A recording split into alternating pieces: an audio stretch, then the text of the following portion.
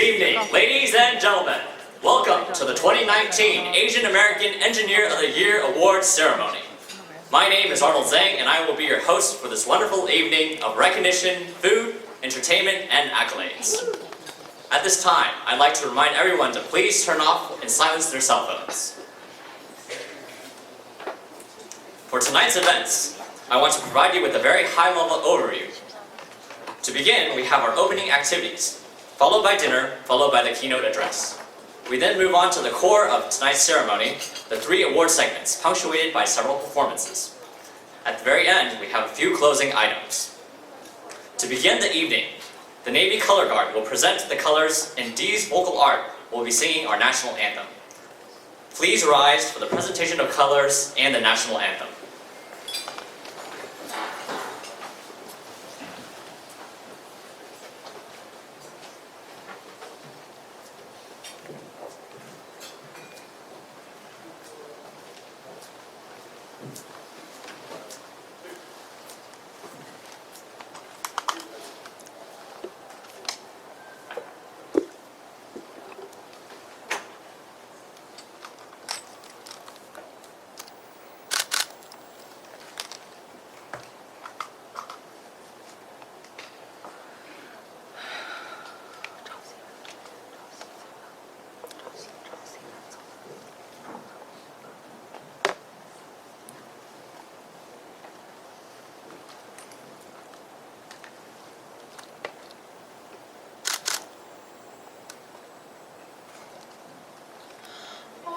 Say, can you see by the dawn's early light what so proudly we hailed at the twilight's last gleaming, whose broad stripes and bright stars through the perilous fight o'er the ramparts we watched, were so gallantly streaming, and the rockets' red glare, the bombs bursting in air, gave proof through the night that our flag was still there. Oh, say does thy star-spangled banner yet wave o'er the land of the free and the home of the brave?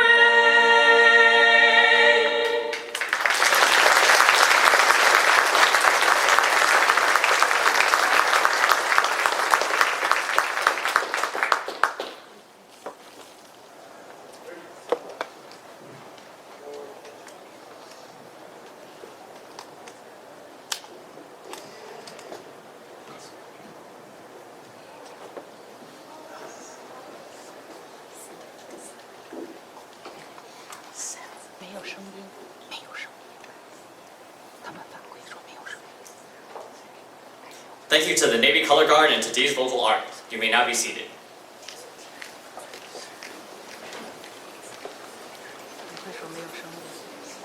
We have several activities to get to before the main dinner course is served tonight, as we have many awardees and a full program ahead of us. At this time, please go ahead and enjoy your dinner salad. Now, please help me welcome to the stage Dr. Claire Yoon, Chair of the 2019 Asian American Engineer of the Year Executive Committee, to present the opening remarks. Please welcome Dr. Claire Yoon.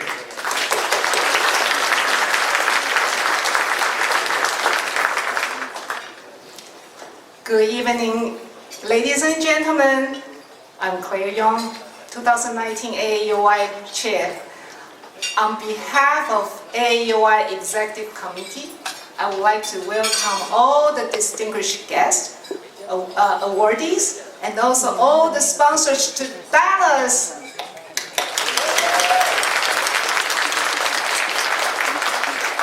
The AAEOY Award is a very prestigious program that pays a great tribute to the STEM professionals of Asian heritage.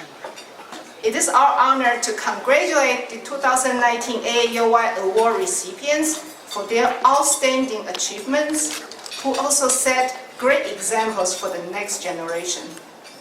In addition to the AAEOY Award, the 2019 Executive Committee also partnered with DiscoverE to roll out a new initiative called the Future Engineer Programs to motivate children in the K to 12th grade. Activity for the 2019 Future Engineer Program include Future City Competition, Math Competition, and Student Engineering and Creativity Competition. 2019 AAEOY Committee also planned a variety of quality programs, such as the job fair yesterday, and also sponsor exhibition today. We also like to have the opportunity to engage with all the sponsors, executives, and also technical community to have this technical executive forum to exchange the ideas, challenges, and also find opportunities to collaborate. The 2019 Executive Committee would like to express our sincere appreciation to all the sponsors, as you are not only the technical leaders in your field, but also serves as a great corporate citizen in recognizing diversity and giving back to the community. We also like to thank all the volunteers, advisors, and partners for their leadership, dedication, and persistent hard work in making the 2019 AAEOY program a success. Let us celebrate and work together to invent a better future. Thank you.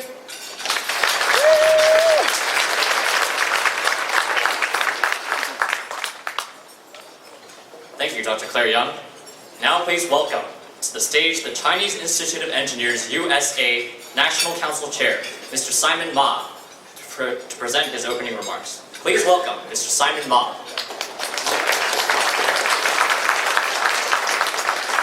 Dear 2019 AAEOY Award recipient, the family member and the co-worker of the awardees, the community leader from 7th chapter of the CIE, the Chinese Institute of Engineers USA, the work group members and volunteers of the event tonight.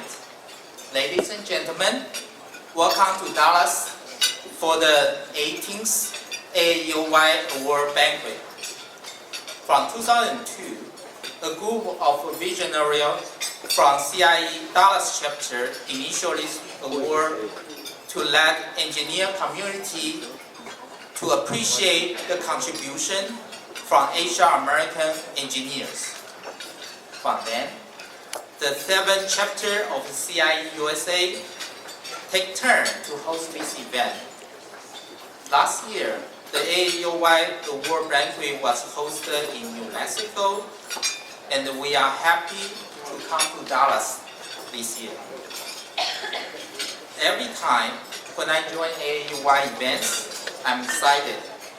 I'm excited to learn the great story from award recipients, their achievement in engineering interests me as well as their lifetime stories.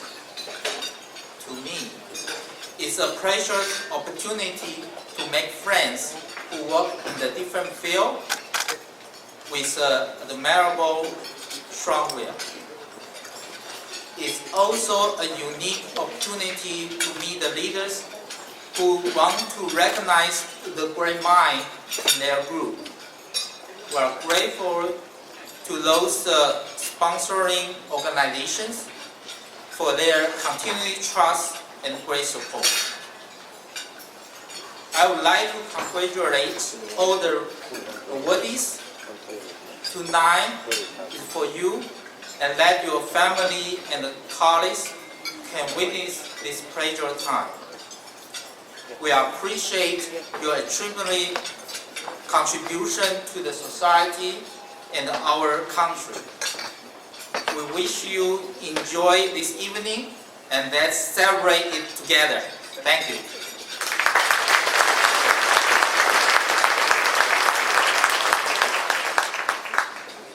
Thank you, Mr. Simon Ma.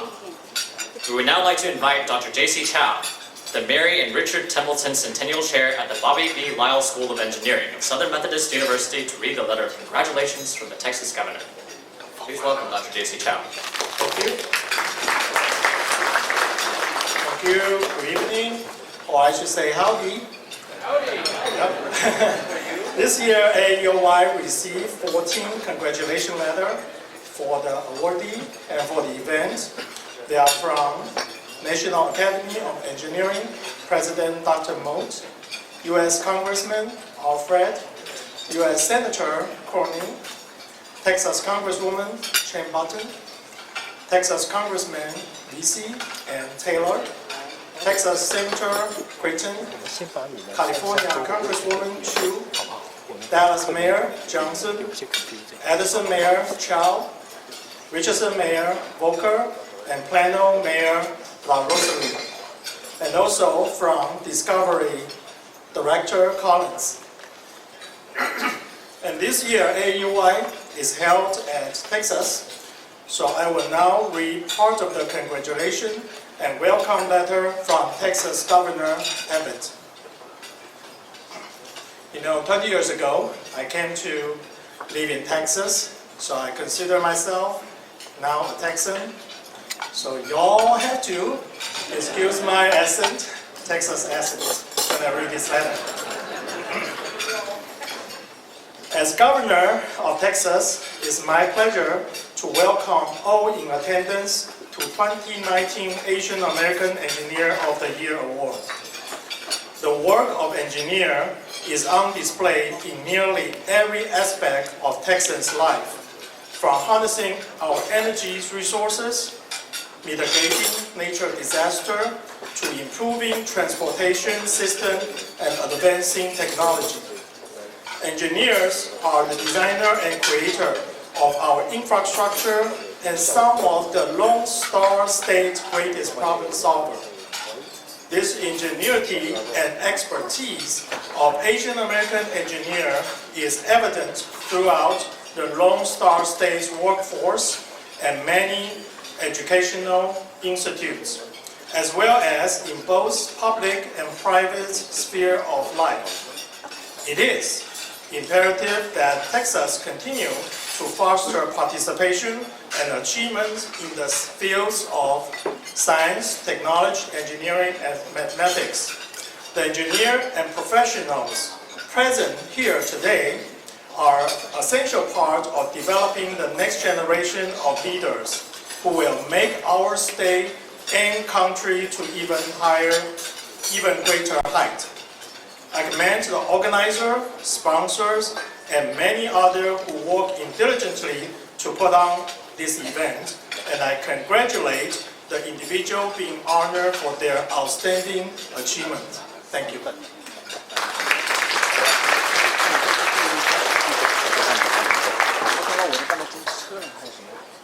Thank you, Dr. Chow. AAEOY appreciates the formal recognition from our public institutions. This recognition and celebration of talent and contributions to engineering and technology would not be possible without the contributions from our sponsors. Please hold your applause until all sponsors have been noted as I read them out. CIE USA AAEOY recognizes and thanks our diamond and platinum sponsors. The Boeing Company, Idaho National Laboratory, Texas Instruments Incorporated. CIE USA AAEOY also recognizes and thanks our gold and silver sponsors. IBM, AT&T, DuPont, General Motors, Los Alamos National Laboratory, and Sandia National Laboratories. Please give them all a big round of applause to show our appreciation.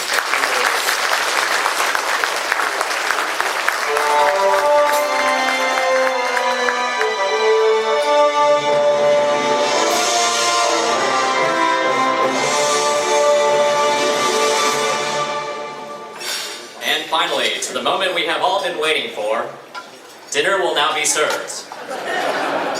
Courtesy of our famous chef, we have had some fantastically prepared and gluten-free cotton beef, as well as vegetarian options, and the wonderful dessert that you see on the tables before you. First, I want to note to everyone that at the end of tonight's, we have a raffle drawing for some prizes. You should have received your raffle ticket at registration. Please be sure to hold on to that.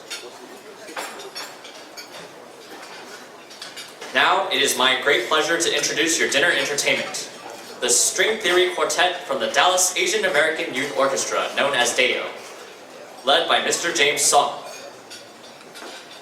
Please welcome the DAO String Theory Quartet.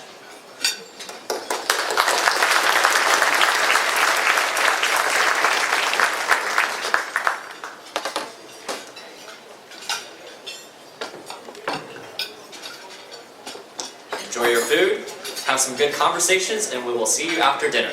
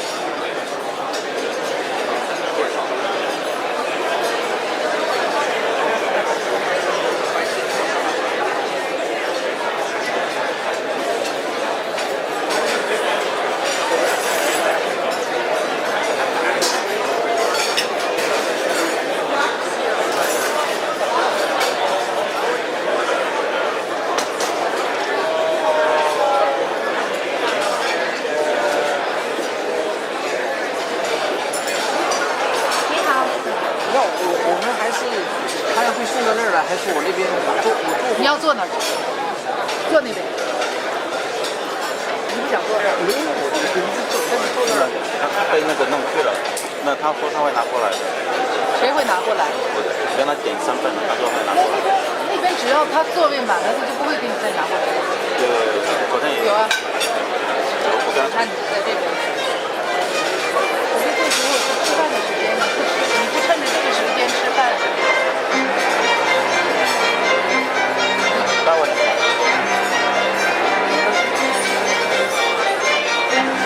他们两个座位都没有，我们两个座位都没有。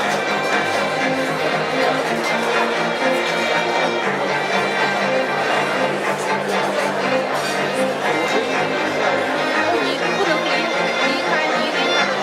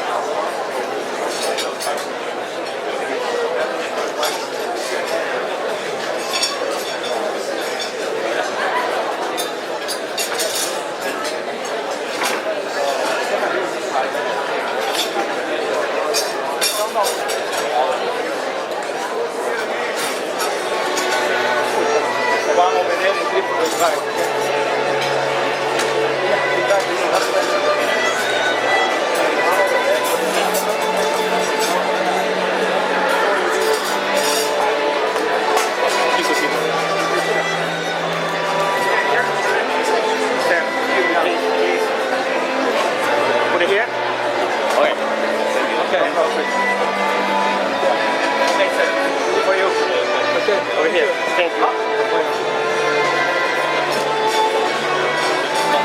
Okay, how many more? 赶紧，他们都是他没吃过，是谁他们那个谁他们其他女人再来的9点。赶紧，你太太呢？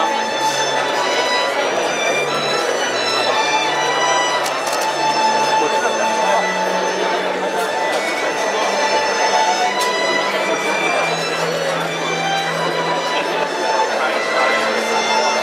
赶紧吃，趁着这机会。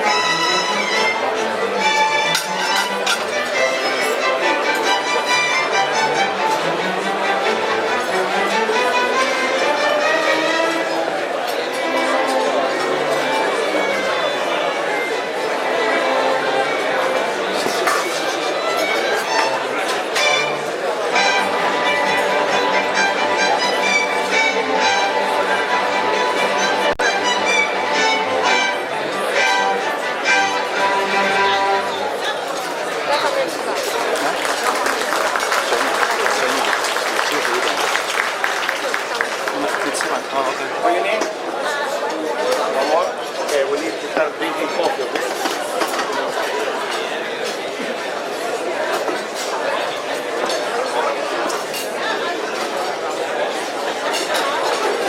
No,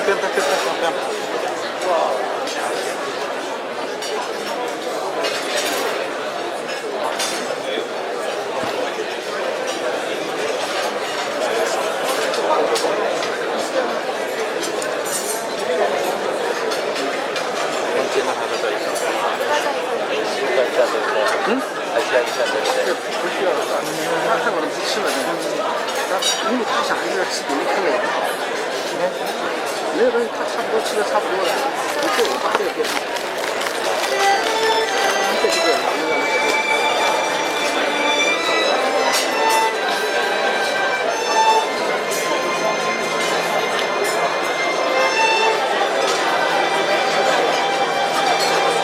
他应该够了，他现在就需要他的吃的东西。我还是点，你不要你不用点吧，谁给他？够了吗？那你是不是说你够了？我一开始在那边吃了一点，他把牛肉给我，那个牛肉我只搓了一块，剩下的给他，应该够了，所以。他说他看。我先试一试。你这个干嘛？这里。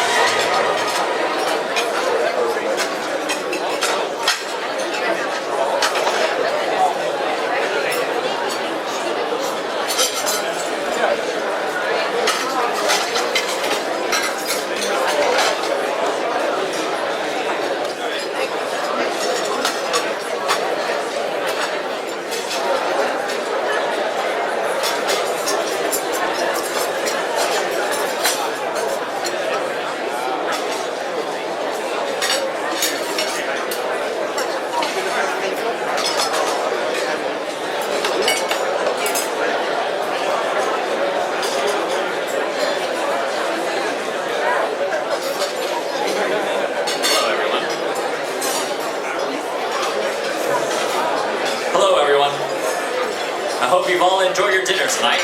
Now how about that performance from the Deo String Theory Quartet? Let's give them a round of applause.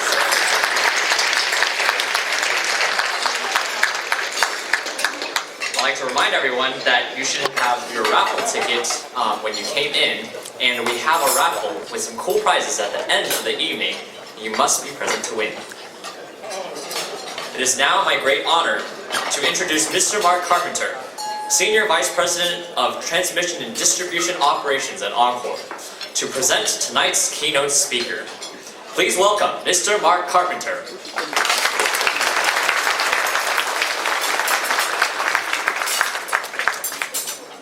Good evening. It's my great privilege to be able to introduce Bill Magnus. He's a CEO of ERCOT. ERCOT is the reliability and ISO reliability coordinator for Texas, our grid. So you can read in the brochure all about him. Even though he's got an attorney background, he acts more like a regular guy and an engineer. But for those of you that live in or live on shaky ground at times, Bill is in a situation where he's got to keep all the stakeholders in Texas happy with him, and he's highly dependent on the wind blowing in the summertime, and he didn't do so well last week, but he's just a tremendous guy. He started at ERCOT in 2010, became general counsel, and when it came, I was on the ERCOT board, and when it came time to pick the CEO, the new CEO who was replacing the retired CEO, there was no doubt that Bill was the guy. And the reason, besides the fact that he's very technically competent, is he is credible, he is honorable, and you can take his word to the bank. So with that, I would like to introduce Bill Magnus.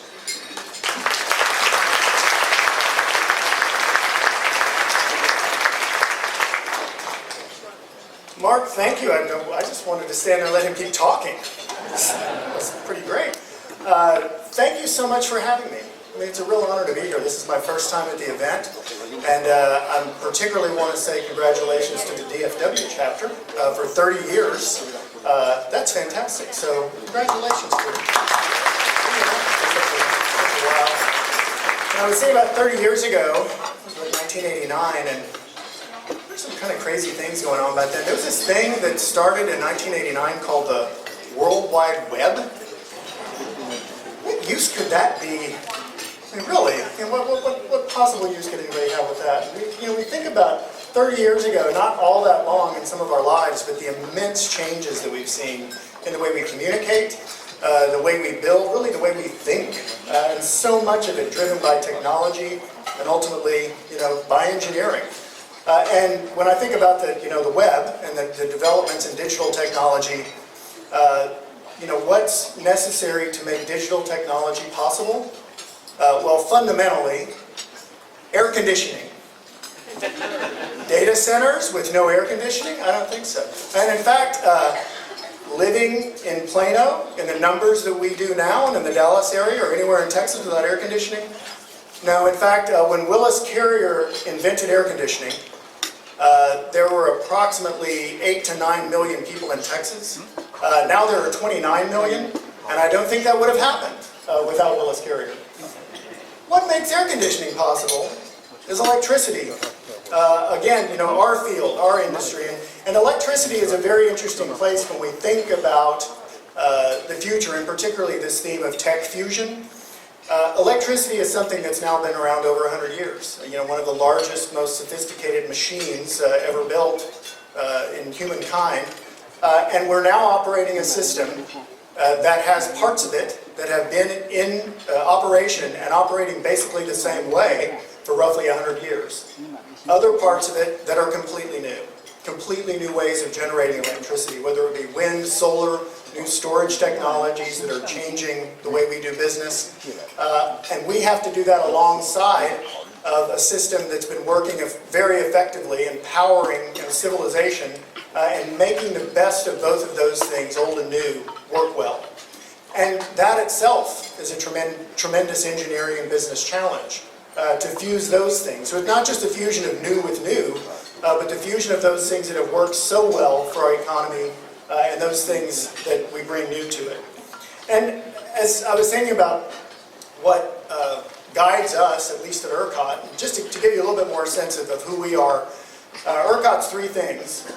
We are number one, we're the grid manager for most of Texas, about 90% of Texas. And we're basically the air traffic control. We don't own the assets. Companies like Marks own the poles, the wires, the generation. We operate a very unique free market-based electricity market in Texas. And ERCOT is sort of guides and dispatches the generation all over the state. So we're the air traffic control for the grid, making sure that all those power plants are able to run and serve an increasing population and increasing businesses in Texas. We also provide market services. We're sort of like a stock market. We don't have any role or any stake in those transactions, but we're responsible for managing millions, billions of dollars worth of transactions that go through the electric system in Texas. Second thing we are is actually a region. About 75% of the land mass of Texas, where about 90% of the people live, are the ERCOT grid. Texas has its own electric grid that we're pretty proud of. And third, we're a company. The people who I'm honored to lead, who provide these various services to the people of Texas 24 hours a day, 7 days a week. And so as we continue to do things like integrating new types of generation resources on our system, as we make for more renewable, more future-looking technologies on our systems, whether it's the poles and the wire side or the generation or the market side, what are the things that as we do technology fusion that guide us? Because we're living in a constant era of change. And I'm sure in all of your businesses, you're having that similar experience of tremendous change coming at you from every angle. And one of the ways we deal with it is to think about it in terms of our values. What is it, as a primarily engineering organization, which ERCOT is, do we value? And at ERCOT, our core values we've lined up as accountability, leadership, innovation, trust, and expertise. The acronym is ALIGHT, which is, cute if you're us, right? Keeping the lights on. And of course, if you take the T out, if you take the trust out of light, it's a lie. So that works too. But these, sometimes core values feel like they're sort of generated by a random corporate word generator, but we've actually spent a fair amount of time thinking about it. And I think for an engineering organization, for an organization that is built around solving problems that matter to people, these are the kind of things we look at. So what's accountability for us? Well, be accountable. Take personal responsibility for doing the right things the right way. And that's something in your profession that is central.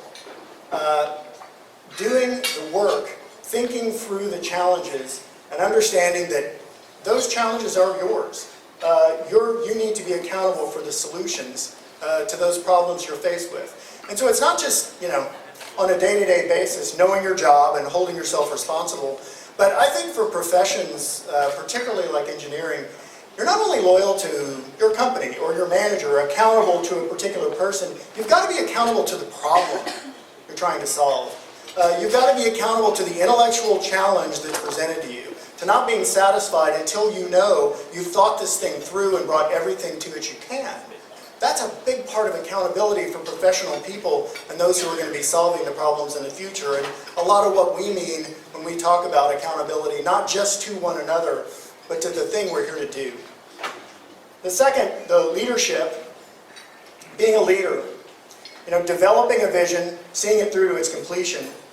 And on leadership, that's another thing I think we often short sell in some ways. We think, well, I'm not a leader unless I'm a manager. I'm not a leader unless I have a group of people who report to me.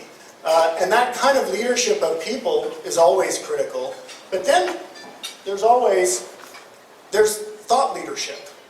That's a huge part of what we do, as professionals, is taking ideas and moving them forward and gathering the people around you who you need to convince or who you need to lead into a new idea or a new way of doing things. And so thinking of leadership not just as that kind of personal leadership of other people, but leading, again, being accountable to the problem and leading people through so they come up with the solutions that are needed to move us forward. On innovation, innovation is, we talk a lot about innovation in today's world.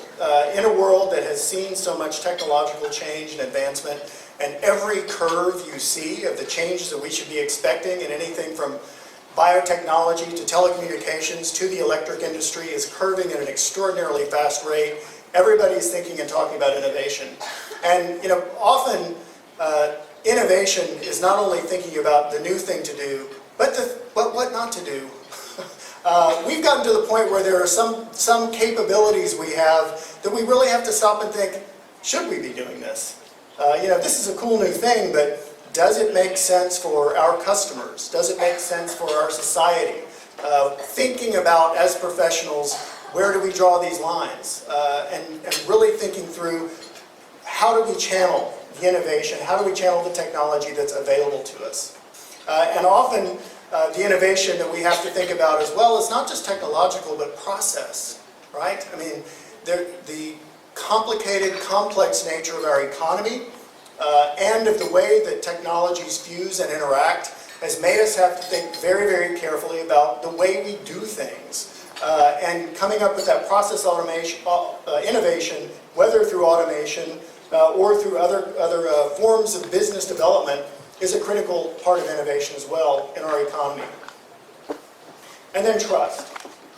For us, at ERCOT, we provide information out to market participants, whether they're the people who generate power, produce it, or those who use it.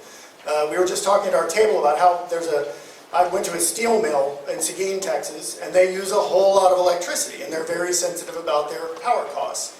When you go into the control room where the guy's running the big boiler that pours the hot ore to make the steel into forms, he has a display up there that shows the real-time price of electricity that comes from ERCOT. And if that price gets to a certain level on any day, he stops the boiler. That's an economic decision that he can make in our market because we're providing that information.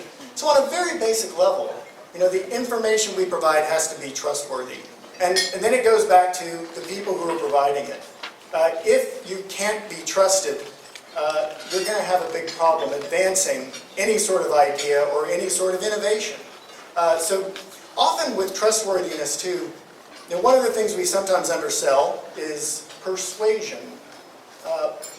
In order to be trusted, you can't just be smart, you can't just have the best idea, but you have to be able to communicate that idea effectively, whether in written and verbal form in the way you present yourself. So those skills around being able to communicate out and express yourself effectively have a lot to do with your trustworthiness and have a lot to do with whether you're allowed to move forward with the critical ideas and the critical things you want to bring. And finally, expertise.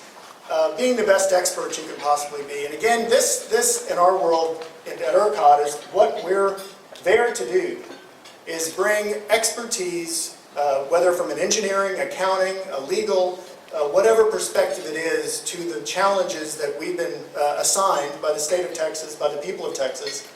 And that expertise is what they count on. They need us to know what we're doing. And I think as engineers, it's something that's been part of your professional lives from the beginning. That's what folks need, is a skill that you've honed, a skill that you've learned through education, through experience, that can't be replaced simply by anybody else, because it's a specialty, it's a profession. And it's not just having, again, the best idea, but the ability to bring it through, to communicate it, and really to roll up all of these kind of values that I've been talking about tonight. Your expertise is dependent on people knowing they can trust you, on people knowing you're willing to make changes when they're effective, and that you're going to deliver your part of the job, that you're accountable. So it all kind of works together to allow us to move forward and to do the kind of things we all know are necessary in a future that's just extraordinarily exciting in every industry any of us are in. So the folks who are being recognized tonight bring all of the core values that we care about at my company, plus so many others to the fore. And I think being able to recognize contributors like this is an extraordinarily important thing, to not only to recognize them and congratulate them for what they've done, but as a model to all of us. for the kind of things that we need to be doing to keep moving forward. So thank you for letting me be a part of it. I really appreciate it, and enjoy the evening.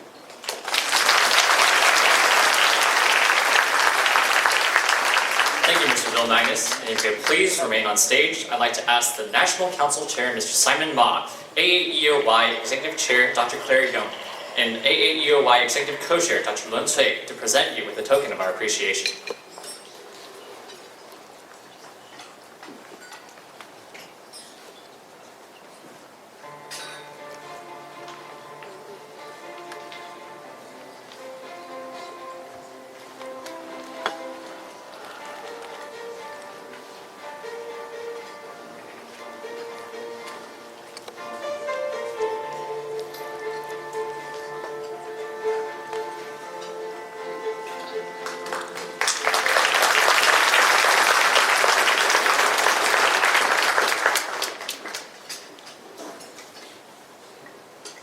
Ladies and gentlemen, we arrive at the award presentations, the core of our evening.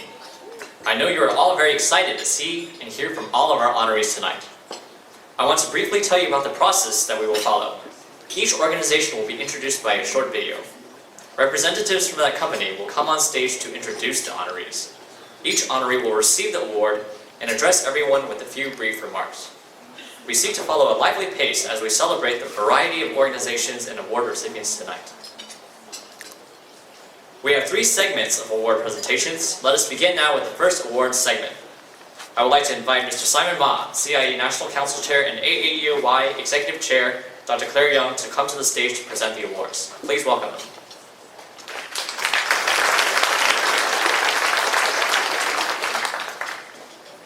Our first presenting company is Boeing.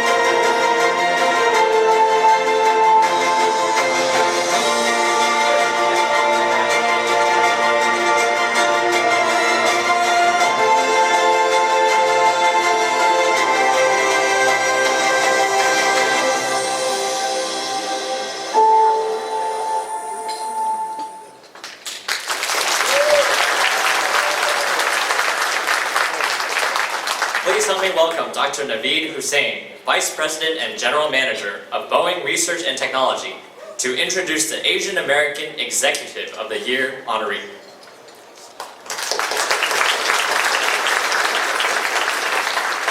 Good evening. Gary Hamatani is the Director and Chief Project Engineer for 737 development for Boeing commercial airplanes. Named to this role in December of 2017, he is responsible for the program management and technical leadership of the design, production, certification, and safety activities for the final 3 development models of the 737 family. Since joining Boeing in 1985, Gary has held a wide variety of assignments, including Chief Engineer for Propulsion, Structures and Systems at Boeing Commercial Airplanes, and senior engineering roles leading airframe teams responsible for engineering design of the landing gear, door systems, and windows for 787, 747, 777, and 737 teams. Gary is a champion of diversity and inclusion. Since 2014, he has been an executive sponsor of the Boeing Asian Professional Association, which we call PAPA affectionately, where he provides individual mentoring for technical and personal development and has participated in leadership forums for the PAPA Leadership Development Program, supporting the stated goals of enhancing Asian American employees' leadership potentials within a diverse workplace to deliver lasting values to both the company and the community. Also, cultivating participants' leadership skills based on Asian American culture in accordance with Boeing culture to better prepare for future career challenges. Also, allowing potential Asian American leaders to gain visibility at early career stages and preparing them for future career development opportunities. Gary is a graduate of the University of Washington in Seattle, Washington, with a bachelor's and master's degree in mechanical engineering. He has also completed the Senior Executive Program at the London Business School and is a registered professional engineer in the state of Washington. A native of Seattle, Gary enjoys traveling, golf, fantasy football, and supporting his Seattle sports teams during time away from work. Gary, congratulations.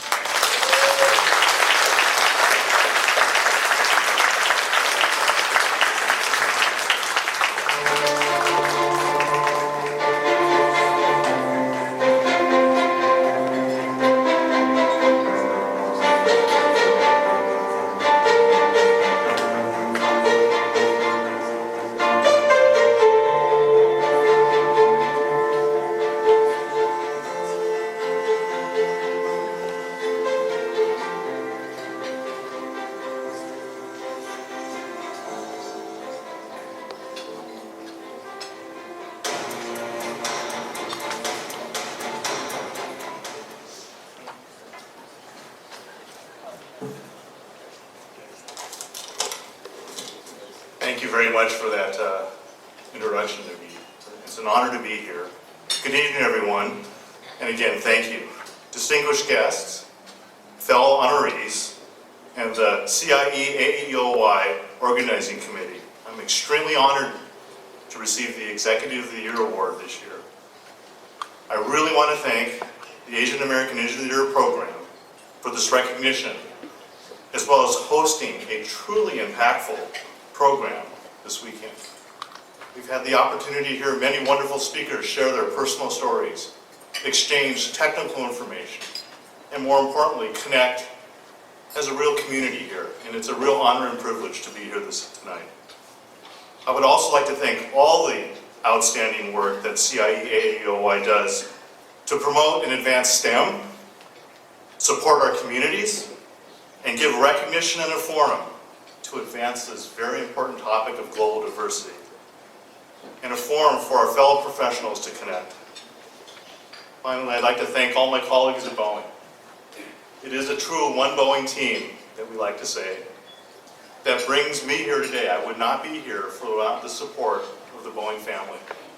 To thank my colleagues and friends and family. Thank you very much for a truly memorable evening tonight. And congratulations to the fellow awardees coming up next. Thank you very much.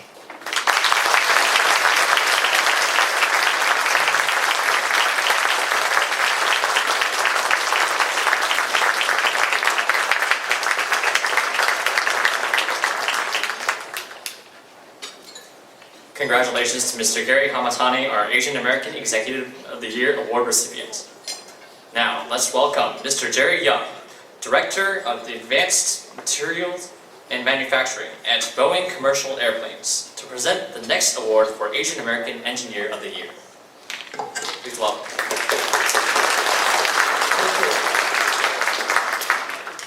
Weidan Song grew up in a small village in northern China where harsh living conditions shaped his passion for pursuing a lifestyle that is simple and sustainable. He has brought these values to his career as an engineer at Boeing and considers simplicity, efficiency, and elegancy the ultimate goals of engineering. Neither of his parents attended college, but Wei Dong earned a BS in mechanical engineering from Shandong University of Technology in China and a PhD in aerospace engineering from the University of Washington. Wei Dong started in 2001 at the Boeing Company as a design engineer, and most recently he joined my advanced manufacturing and materials team as a composites engineer, where shortly after joining the team, Wei Dong became a thought leader for the entire organization. Wei Dong is a prolific inventor, recognized expert in composite materials, processes, and nanotechnology. He has more than 40 patents and multiple journal publications. He's been a technical consultant to industry and NASA, and is a guest editor and referee for academic journals with international circulation. He was recognized as an outstanding young engineer by the National Academy of Engineering in 2013, and in 2012, he was named Engineer of the Year by Boeing Commercial Airplanes for his outstanding contributions. To inspire the next generation of scientists and engineers, Wei Dong has actively supported an after-school STEM program for 10 years. Please join me in congratulating Wei Dong for receiving the Asian American Engineer of the Year Award.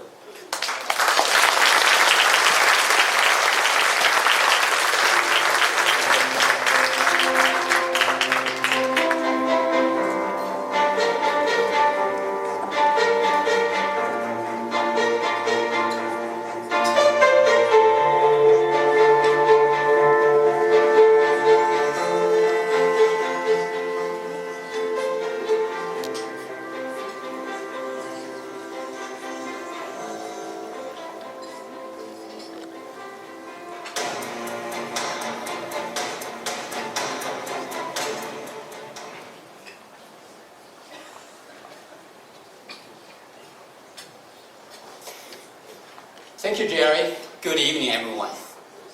5 years ago, I was on this stage to receive the Most Promising Engineer of the Year award. At that time, I gave myself 20 years to come back to receive this real award.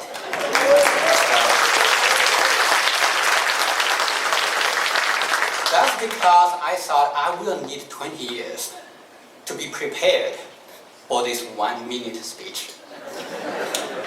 It all came too soon. I'm so excited to have this real award. But deep in my mind, I still think the most promising award I got is the most important award I will have in my life, simply because it's forward-looking in nature. Most promising always for me to do more, work harder, and I did try. So 5 years ago, I had 3 patents. And as Jerry mentioned, now I had more than 40.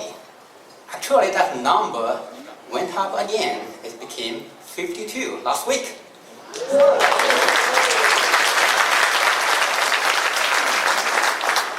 So to me, this award is never about what I did in the past. It is about what I can do tomorrow. So for that reason, this time, I give myself 50 years to come back to receive the Lifetime Award. And I hope next time I get more than 1 minute to speak. Right. Again, thank you, Jerry, and all the Boeing teammates here for your support. And thank my beautiful wife and kids for tolerating a crazy engineer in their garage. And I will never forget to thank my parents who are still living in China for raising me out of poverty and send me from a small, remote village in China to this stage. Thank you, Mom and Dad.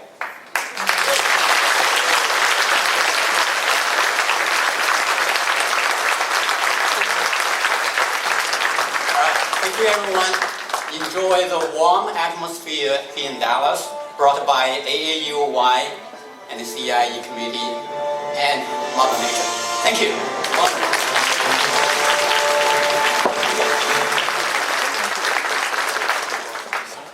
Congratulations to Dr. Wei Dong Song.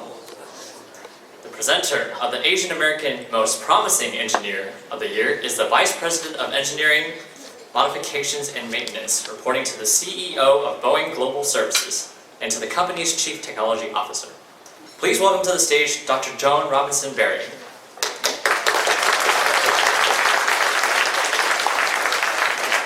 Well, good evening. I am so honored and privileged to introduce our wonderful Boeing Asian Engineer of the Year Award.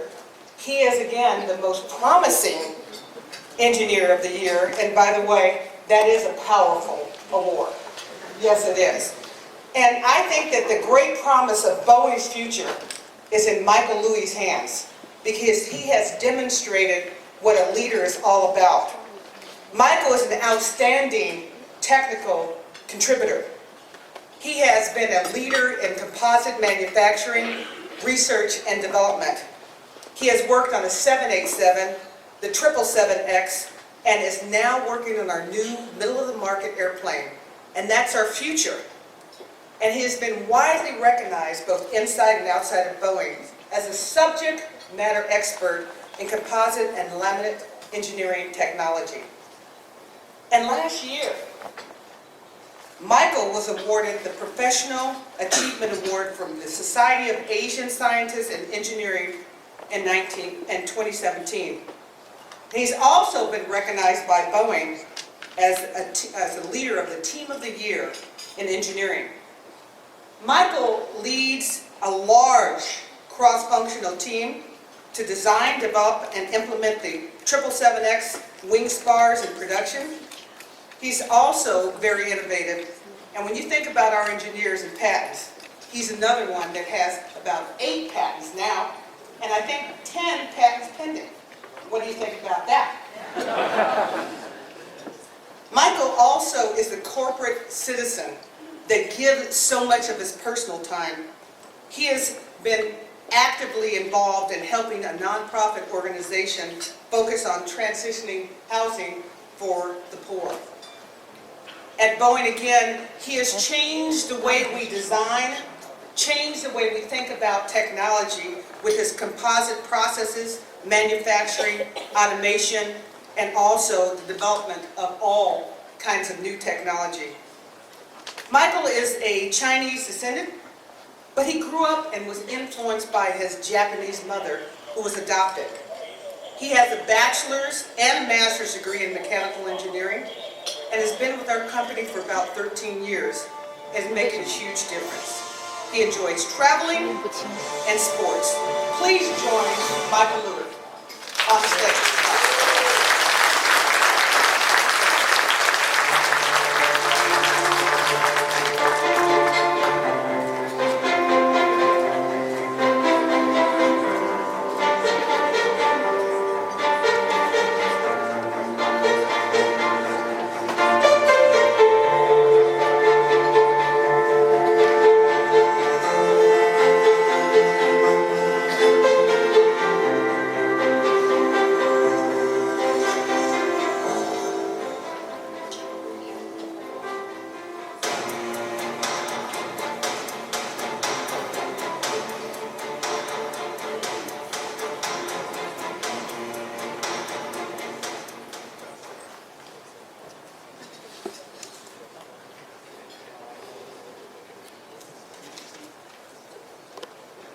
Thank you so very much. I'm extremely honored to be receiving this Asian American Most Promising Engineer of the Year Award. It's amazing to be recognized like this amongst so many accomplished individuals here. This is truly a blessing, and it highlights the impact I've been working so hard to make. First off, I want to thank the Asian American Engineer of the Year program and the Chinese Institute of Engineers for hosting this prestigious event this weekend. It's been spectacular, and I've met so many great people here. I would also like to thank my colleagues at Boeing for all of the support, as I wouldn't be here without them. I'm very fortunate to be able to represent all of the great work done by my organization, team, and company. And last but not least, I'd like to thank my wife, Elisa. She couldn't be here tonight because she's home with our infant, but she's always been there with her support, encouragement, and inspiration. Thank you very much.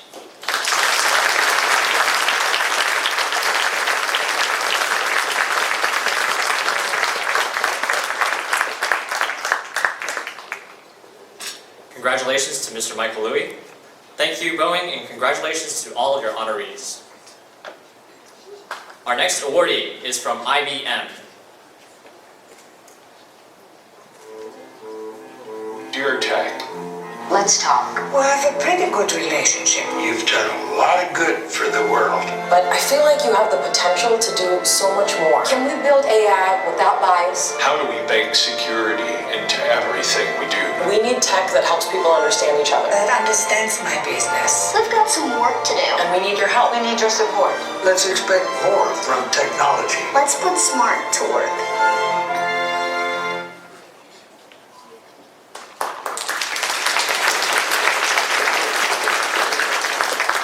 Please help me welcome Dr. J.C. Chow, the Mary and Richard Templeton Centennial Chair at the Bobby B. Lyle School of Engineering of Southern Methodist University, to present the Asian American Engineer of the Year Award. Thank you. And this time, I'm not the governor I want to be. I'm the electrical and computer engineering professor. And this time it's my pleasure to tell you a little bit about Dr. Bala Rajaraman. He's an IBM Fellow, Vice President of Cloud and Connective Software. Bala is recognized for his leadership and original contribution in architecture design of cloud computing. This benefits IBM clients and the broader impact to open source community by the contribution to open platform that address enterprise needs for open innovation, agility, scale, performance, security, and resilience. Bala held leadership position in various aspects of IBM cloud efforts, public, private, or hybrid. His contribution has transformed IBM and his cloud business, and he's responsible for architecture design, delivery of key infrastructure as a service. His achievements had a significant positive impact with IBM, Fortune 500 enterprise worldwide, and the broader technical community. His contribution has been recognized not only by several outstanding technical achievements and innovation awards as an IBM Fellow and also a member of IBM Academy of Technology. Besides his work, Bala mentored professionals worldwide and championed career of women and underrepresented group member. He engaged actively with university and college for STEM activities. Bala received PhD in computer engineering from Clemson University, Master from Drexel, and Bachelor of Technology from Institute of Technology at Banaras Hindu University. Bala is a proud father of two and also an avid golfer. So you know, I bet even when he's playing golf, he's studying the cloud. Oh wait, actually this is the cloud. So anyway, then please join me in welcome Dr. Bala Rajaraman on stage for the award.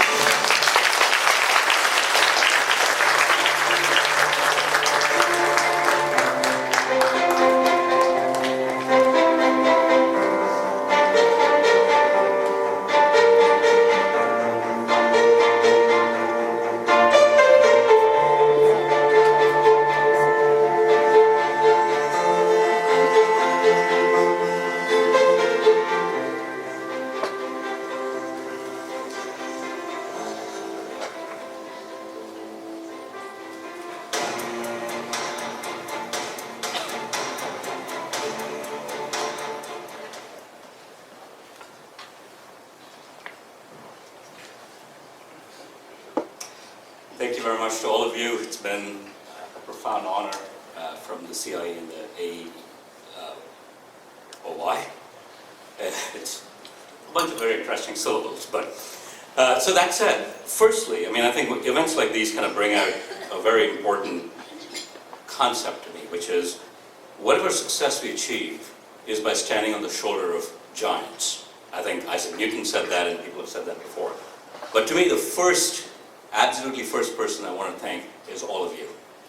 You have created the environment over the years in this country that really encourages this diversity and creating the foundation in which all of us could succeed. So firstly, my thanks goes to each and every one of you guys who have created this wonderful environment. The second obviously goes into our esteemed organizers who've granted this phenomenal honor, the CIE and the AAEOY, and for that I have my eternal gratitude. The third one that I really want to thank is IBM. I worked there for 26 years, and all of those 26 years, every day has been a challenge, in a good way, not a bad way, which is an important thing to qualify. It's a company with a long history, with a significant amount of elements of diversity and inclusion, and that has certainly benefited not just me, but a whole bunch of people, for which I truly appreciate IBM. And finally, my family and my friends who've had to put up with all this crap, all these years of working hard, and especially my wife, who's actually managed to manage 3 careers: home, children, and a real job as well. Well, I got away with just 1 real job. So I wish to thank her very sincerely, and thanks again to all of you guys. This has been a pleasure and a great honor. Thank you.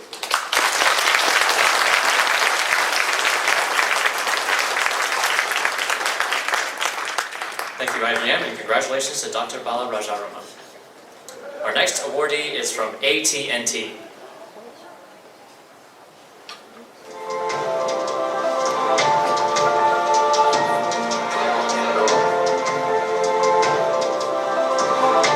So this world we live in is highly connected, highly digitized. What do you see in the future? What's going to happen? I still believe technology is intended to connect us, not separate us. We're going to be talking to each other instead of a device. The screens will just disappear. No one will own a car in 25 years. We're definitely seeing a collision of movies and gaming. The line between what is a game and what is a movie is going to blur. It's also going to place us in the movies. We'll be able to now create our own content and be our own superheroes. The concept of a physical location for a university or college will practically disappear. What if our buildings weren't just 4 square walls and we build virtual glass walls that can constantly be computing? The optimistic notion is that we take advantage of this incredible opportunity that technology gives us to reinforce the things that make life worth living, and we do a better job and a richer job of that in 25 years' time than we're doing today.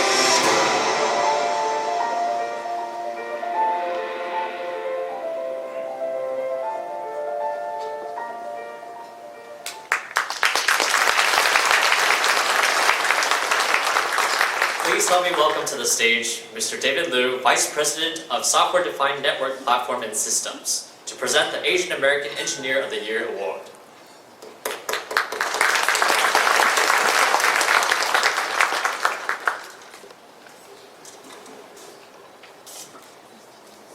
Good evening. I hope you are still awake. More good, great things to come. Some of you probably remember our You Will commercial narrated by actor Tom Selleck in 1993. They were one of our most iconic ad campaigns that amazingly did a fairly good job of predicting some of the technologies we have today. Innovative companies today can be found in every industry, but to be innovative and stay in business 143 years, you have to be pretty good at understanding how technology is evolving and seeing into the future. Over nearly a century and a half since Alexander Graham Bell made his groundbreaking discoveries, AT&T has been in the business of dreaming big and innovating to make those seemingly far-reaching ideas reality.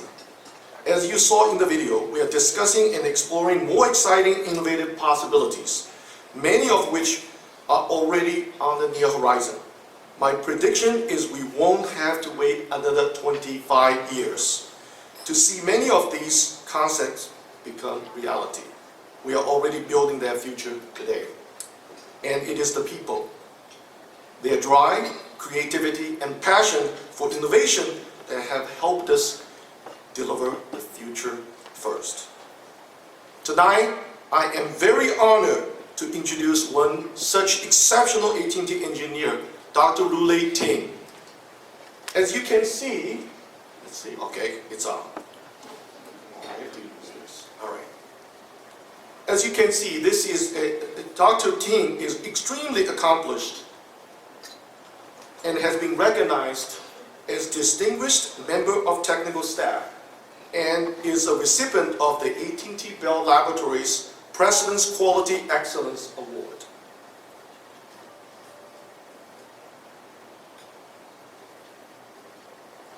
His pioneering work in pattern recognition and machine learning benefited not only telecommunication industry, but many other industries such as retail and banking, and many others. Today, Dr. Ting's work effort is evolved into deep learning and neural networks, some of the most advanced topics in our industry. He also leads a top expert team, engineers, innovators, that helps to deliver the next generation AT&T software-defined network 5G network capabilities. It is with great honor that let's introduce and welcome Dr. Ting to the stage and present him with the 2019 Asian American Engineer of the Year Award.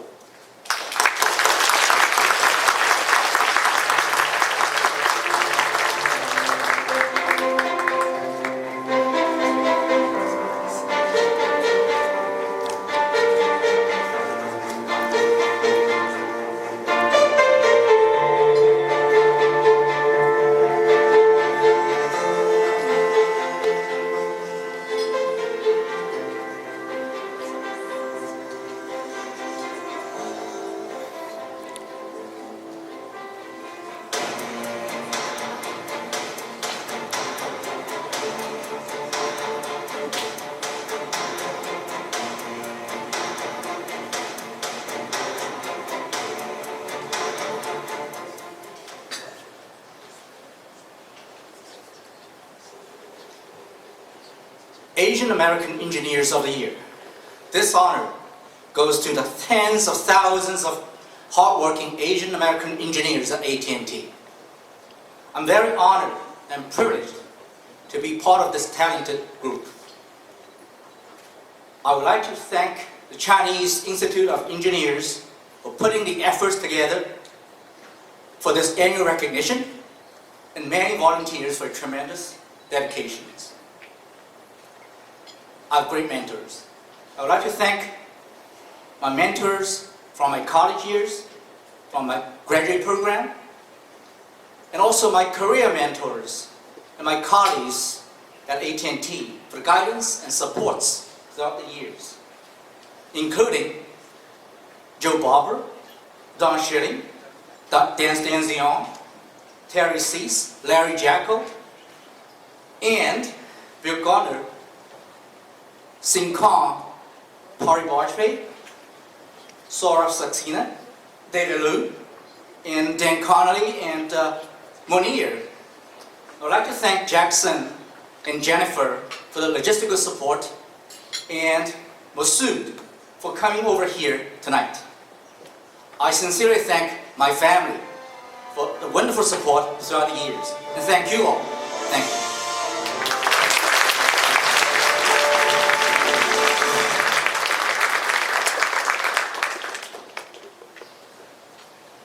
Thank you, AT&T, and congratulations to Dr. Ru Ting. Our next awardee is from DuPont. In a world of amazing discovery and innovation, we are the makers of the meaningfully new. Like new kinds of nourishment for the world's infants, and new ways to enable life-giving medical care. For people who push their personal limits, we continually push our own.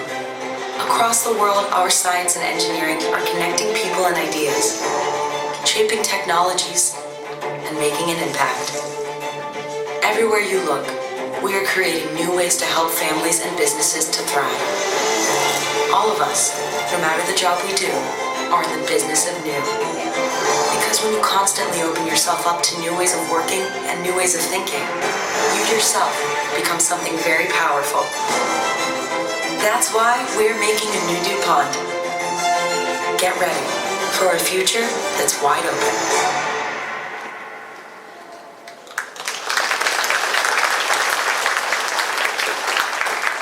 Please help me welcome Mr. James W. Thackeray, Senior Fellow of DuPont Electronics and Imaging, to present the Asian American Engineer of the Year Award. Good evening. I'd like to talk to you about Ming-Chi Lee. Dr. Ming-Chi Lee is a principal chemist at DuPont Lithographic Imaging, and he has been a major contributor to the development of products used by semiconductor manufacturers across the world. He was nominated for technical innovations on various photolithographic materials through developing polymeric spin-on solutions for creating lithographic patterns at the leading edge of imaging science capabilities. So Ming-Chi is basically enables our iPhones and other devices to be made cheaply and with high quality. As far as Ming-Chi's contributions, he has 40 U.S. patents and many other patents pending. He has over 30 peer-reviewed journal articles, and he's a world-renowned expert in the field of directed self-assembly, with many presentations at national conferences. Most important to DuPont's financial success, Ming-Chi has developed 25 commercial products with strong commercial and technical impact. So he's been a major contributor to our bottom line. Ming-Chi was born in Bato, Mongol, China. He received his BE and ME in chemical engineering from Tsinghua University. He went on to a very successful PhD at Cornell University.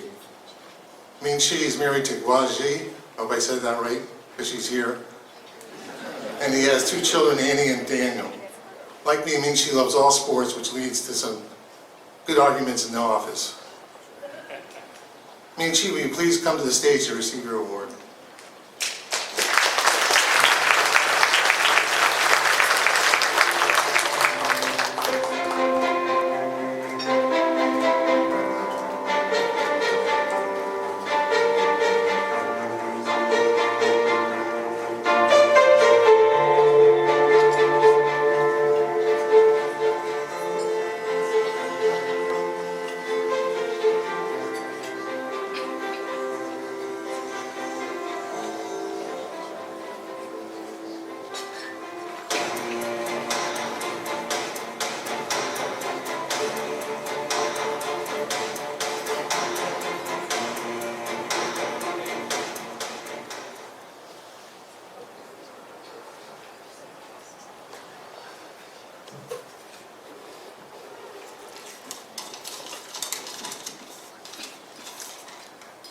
Thank you, Jim, for the nice introduction. I want to mention the sports argument that Jim mentioned has not been fun, because Jim always wins. Thank you, CIE and AAEOY, to present this prestigious award to me tonight. I feel very honored and humbled to be here to represent so many great talent back at DuPont Company. I would like to take this opportunity to express my great gratitude to all my DuPont colleagues for their friendship, advice, and support throughout my whole professional career. I also would like to appreciate my external industry and academic collaborators. Their insights and cooperation have really opened my eyes. Last but not least, I would like to thank my family, my wife Guoxia, daughter Annie, and son little Daniel, for their sacrifice, understanding, and inspiration. Without your love, I would not be here tonight. Thank you, I love you, thank you all.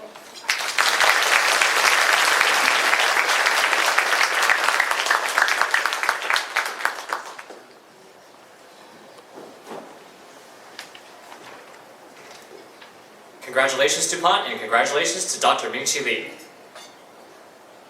Our final honoree in this award segment is from General Motors.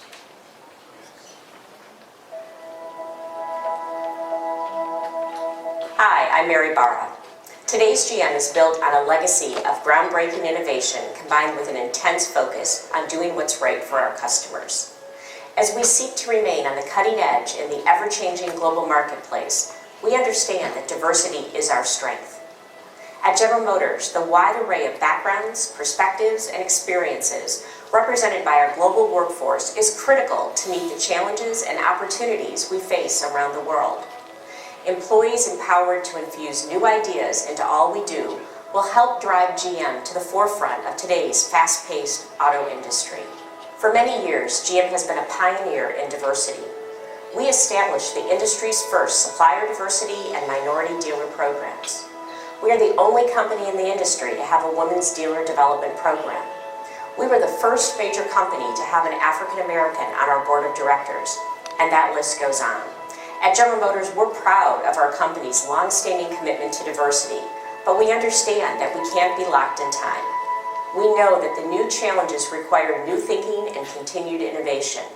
That's why embracing diversity and inclusion is not just a nice to have, but rather a business priority for today's GM.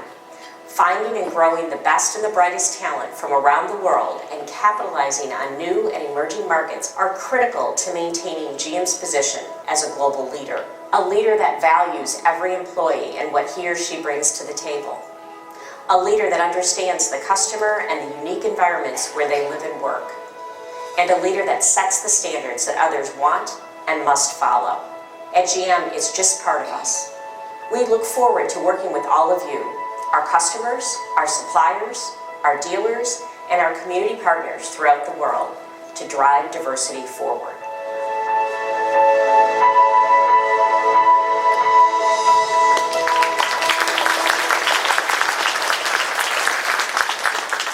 For General Motors, Ms. Rebecca King, Senior Development Manager of Custom Care After Sales, IT Supply Chain, will be presenting the Asian American Most Promising Engineer of the Year Award.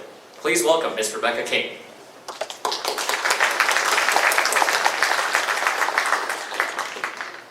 Good evening. I have the honor tonight to introduce to you this year's Asian American Most Promising Engineer, Christina Cho. There are a few reasons Christina, the Software Application Development Lead at General Motors, is being honored this evening. She leads a matrix team for the Global Strategic Pricing application, which is ultimately responsible for generating billions in revenue each year. She has nominated for her contributions to standardized test automation, development of business continuity test methodology, and leadership on a highly successful global deployment. This slide summarizes just a few of Christina's achievements. One in particular was the data lead on global supplier performance application for GM South Korea. Christina worked closely with both US and Korean business and IT to deliver data requirements and integrate 3 interlock applications. As a result, she won the 2018 STEM Award for Technology Rising Star. Christina is a Korean American who adopted both cultures in her life. Born and raised in Tacoma, Washington, until she was 7 years old. She then moved back to South Korea for the remainder of her childhood. At 17, she returned to Tucson, Arizona to study at the university. In 2013, Christina graduated with 2 Bachelor of Sciences, Management Information System and Operation Management. Christina came to work for GM in 2014, where she began to develop her career in such roles as tester, analyst, developer, and delivery lead. She likes to travel and recently obtained her scuba license to explore the ocean. I'm not sure when she'll have time, but we're thrilled for her. Christina, join me on stage, please.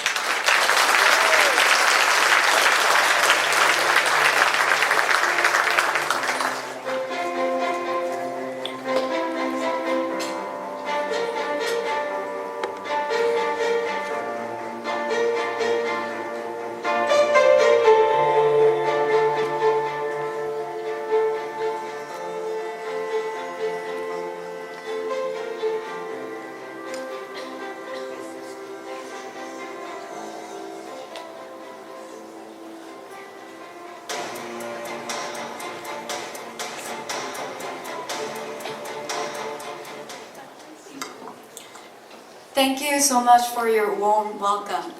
I'm deeply honored to receive the Asian American Most Promising Engineer of the Year award. First of all, I want to thank Chinese Institute of Engineer USA organization giving this award, also planning committee who set up these events and giving good memories to me, myself, and my family and my coworker. And I want to thank my mother, Young Kim. As a single mother, she raised me and supported my whole life, and she supported my whole life, and with her care and love and support, I was able to make this far, and I am continuously gonna passionately work on my skill sets. Also, I thank General Motors Global Diversity who support me to be here and sponsor, and Rebecca King and Julie from GM. Thank you so much and have a good evening.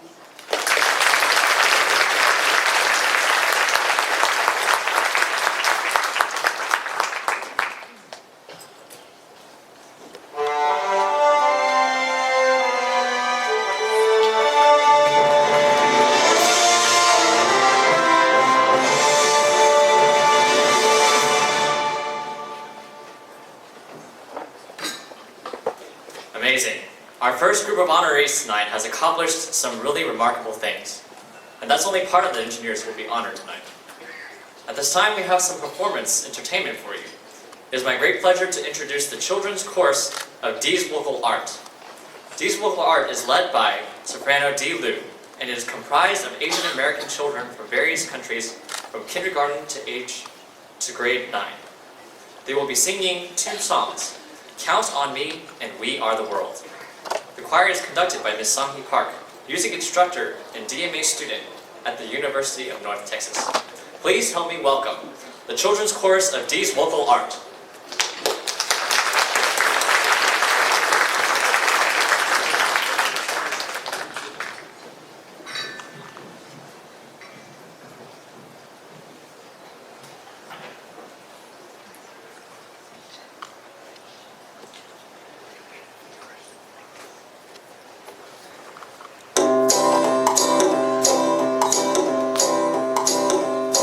If you ever find yourself stuck in the middle of the sea,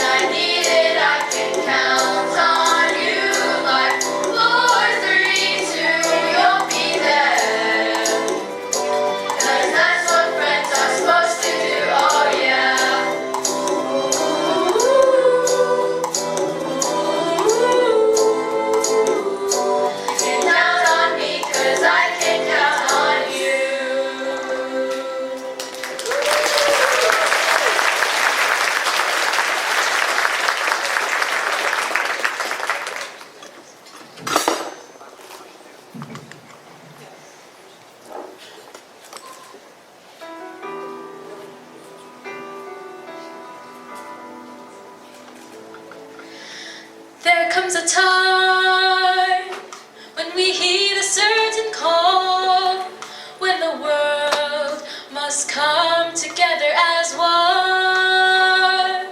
There are people dying, and it's time to lend a hand to life, the greatest gift of all. We can go on, pretending day by day that someone, somewhere will soon make a change. We are all a part of God's great big family, and the truth, you know, love is all we need.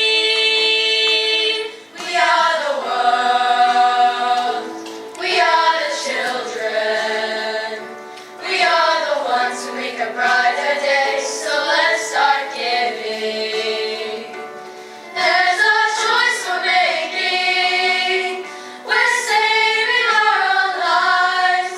It's true, make a better day, just you and me.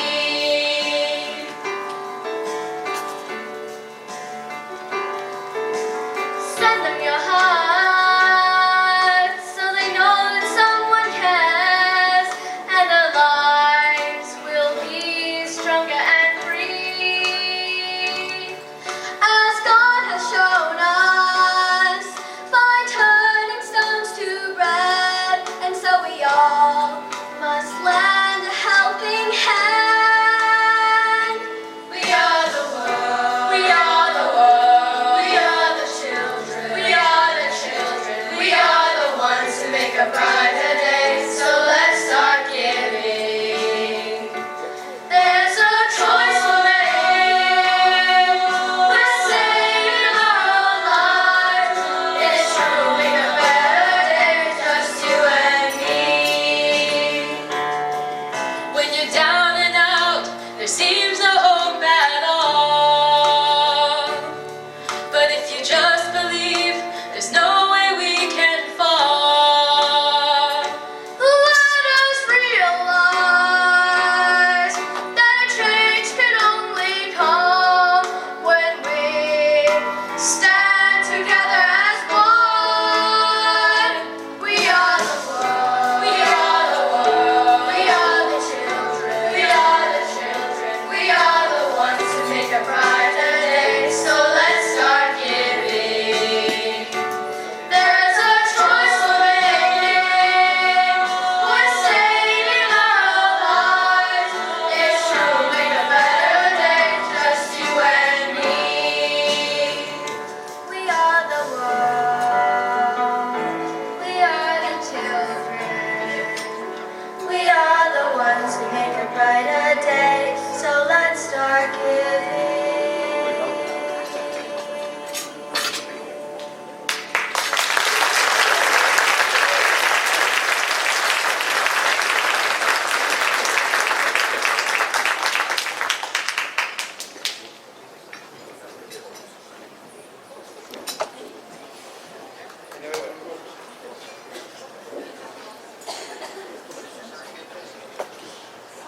Now, how was that?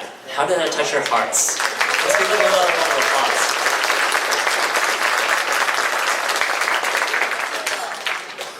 Ladies and gentlemen, we are here tonight, among other things, to celebrate the Asian American identity. Not only because of all the great contributions that were made by the distinguished innovators, but also because of the contributions made by many ordinary Asian Americans who are doing their best day by day in all areas to make a difference in our society. In a special report published by the United States Department of Labor, Asian Americans composed 5% of the total U.S. labor force, but they accounted for over 9% or more of jobs in science, technology, engineering, and the mathematics fields, including over 16% in computer and mathematical occupations. CIEUSA is a member of the Diversity Council of the National Engineers Week Foundation, dedicated to ensuring diverse and well-educated future engineers by increasing interest in engineering and technology careers among young students, and by promoting literacy in math and science. Engineers Week also raises public understanding and appreciation of engineers' contributions to society. AAEOY is one of the E-Week programs that recognizes outstanding Asian American engineers and executives for their technical achievements in public service. In the last 17 years, 304 Asian American scientists and engineers have been recognized by the sponsoring organizations, and 39 distinguished honorees have been selected by the local hosting chapters of CIE USA. CIE USA will continue to support and participate in the Asian American journey of advancing and combining technology in order to craft a better future. We now have a feature video presentation from AAEOY. Please enjoy. The quest of civilization's advancement for a better life for all of mankind has been a non-stop journey in the past 5,000 years. The last century in particular is significant in this journey with many important elements of life today. To name a few, cars and airplanes, communication methods, computing and PC, personal mobile devices, medical advancements that doubled human life expectancy, and renewable energy technologies such as solar and wind. Historically and geographically, Asians have made their efforts and contributions in quest of knowledge. Today and in the future, Asian American scientists and engineers in the U.S. who inherited the learnings of the East and the West are best positioned and will have their presence in the journey of a better society. The achievements of Asian American engineers here in the United States today let's reflect on who we are, what we can do, and the legacy we would like to leave behind.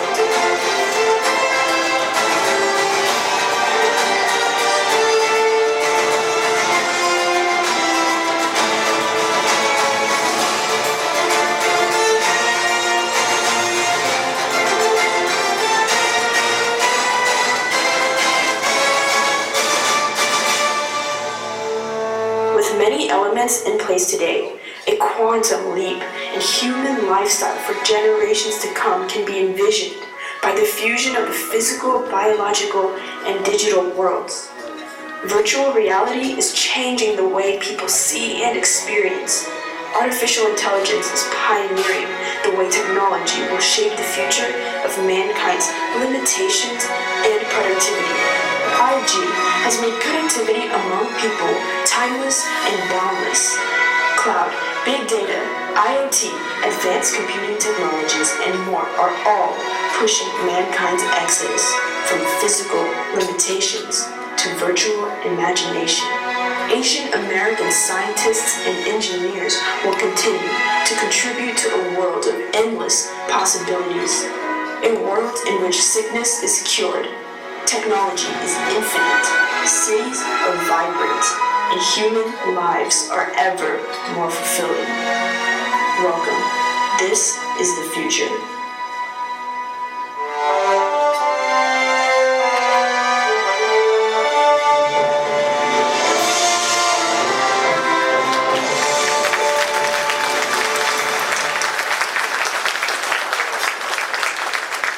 Ladies and gentlemen, we have arrived now at the second award segment of tonight, and it is a very special part of the program.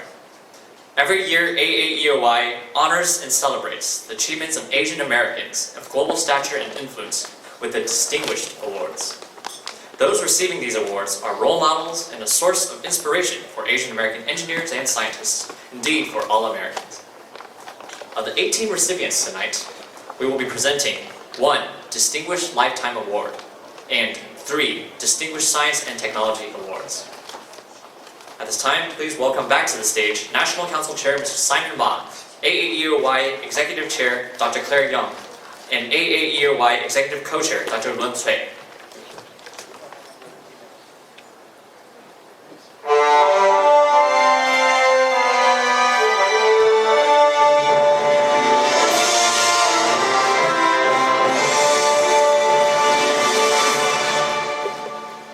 The presentation of these special awards will be presided over by Dr. Wei-Jin Lee, Chair of the AAEOY Nomination Committee, Director of the Energy Systems Research Center at the University of Texas at Arlington, and President-elect of the IEEE Industry Application Society.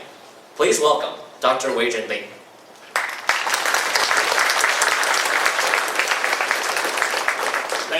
gentlemen, and good evening.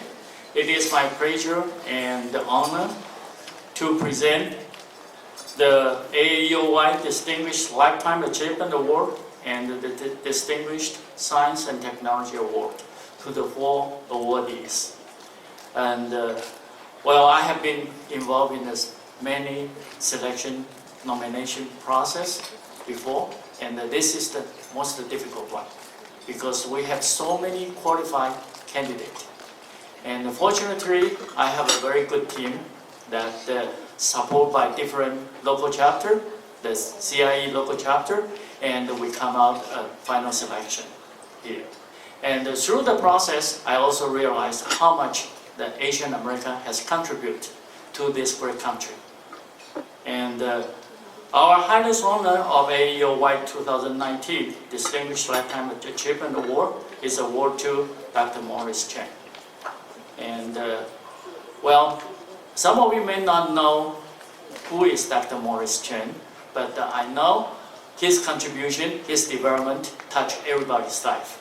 You use cell phone, and his company's development on the cell phone that basically, that I believe some of the component in your cell phone is come from his company. And Morris is a member of the National Academy of Engineering, and he has also received a lot of highly ranked awards.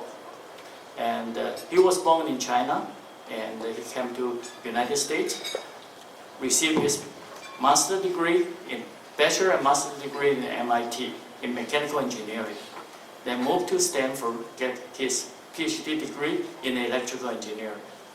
And sometimes I wonder why people call EE is extremely easy. You know, because if you look at it, okay, he got his mechanical engineering degree and switched to the electrical engineering. And so, he is before he joined, actually Morris has a very deep root in Texas. He worked for Texas Instruments for 25 years as a group VP, and then become a president of the General Instrument, and then moved back to Taiwan, found the TSMC. And recently he has retired. So originally we hoped he can make it, but unfortunately, because the schedule conflict, he won't be able to come over to receive the award in person. And so he basically asked one of his, the vice president, Dr. Alex Yu, okay, business management, and to receive the award on his behalf. So let's welcome Dr. Yu.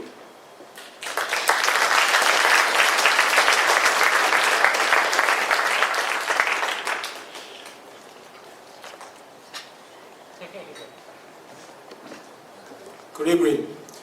On behalf of our founder, Dr. Morris Chen, it's my honor to receive this prestigious award for him.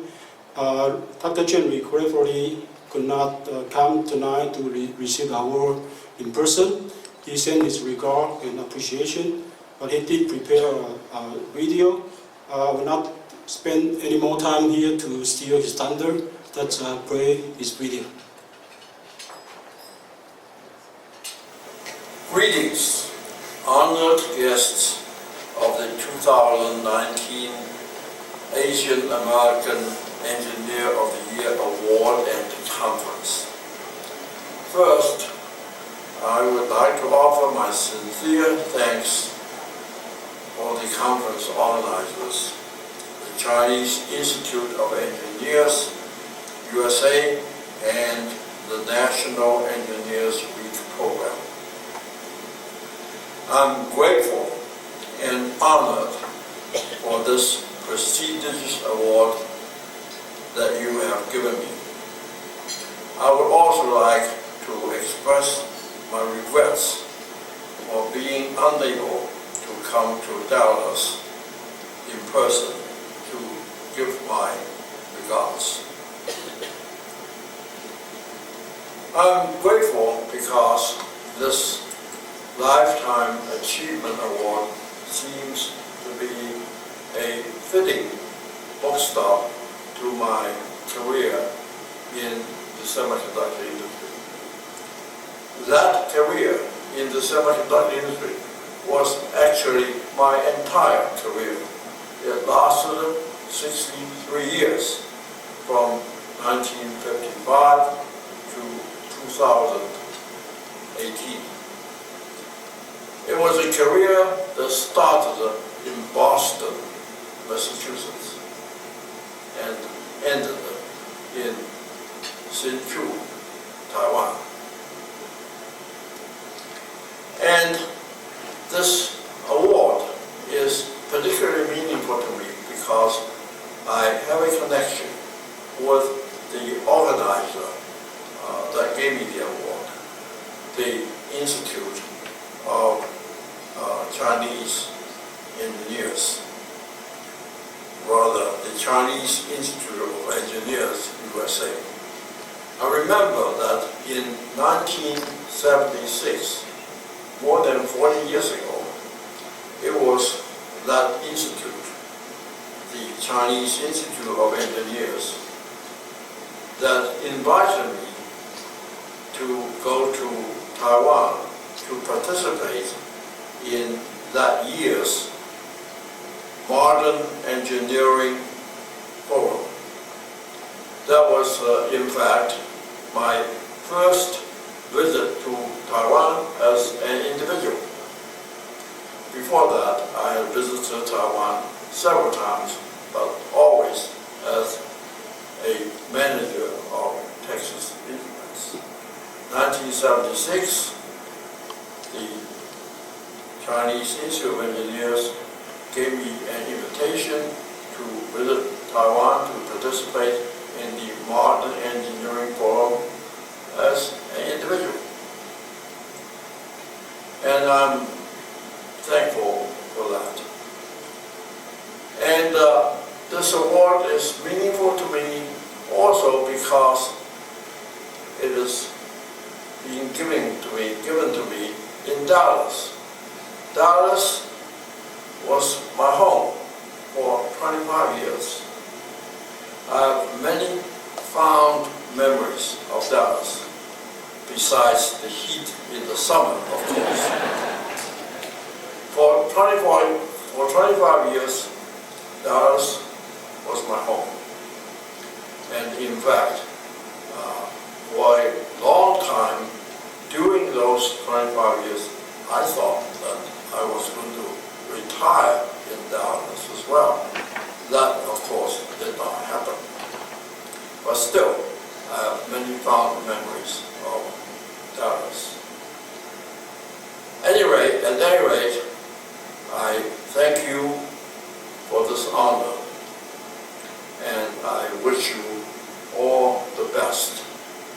Thank you very much.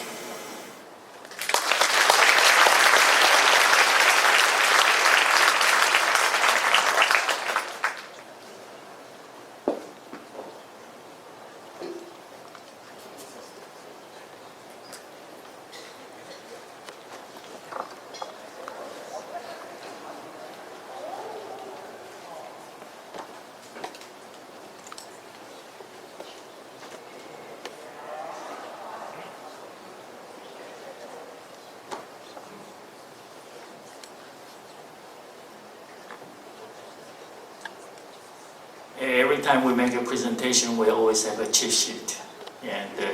And for the professor, we always use a PowerPoint.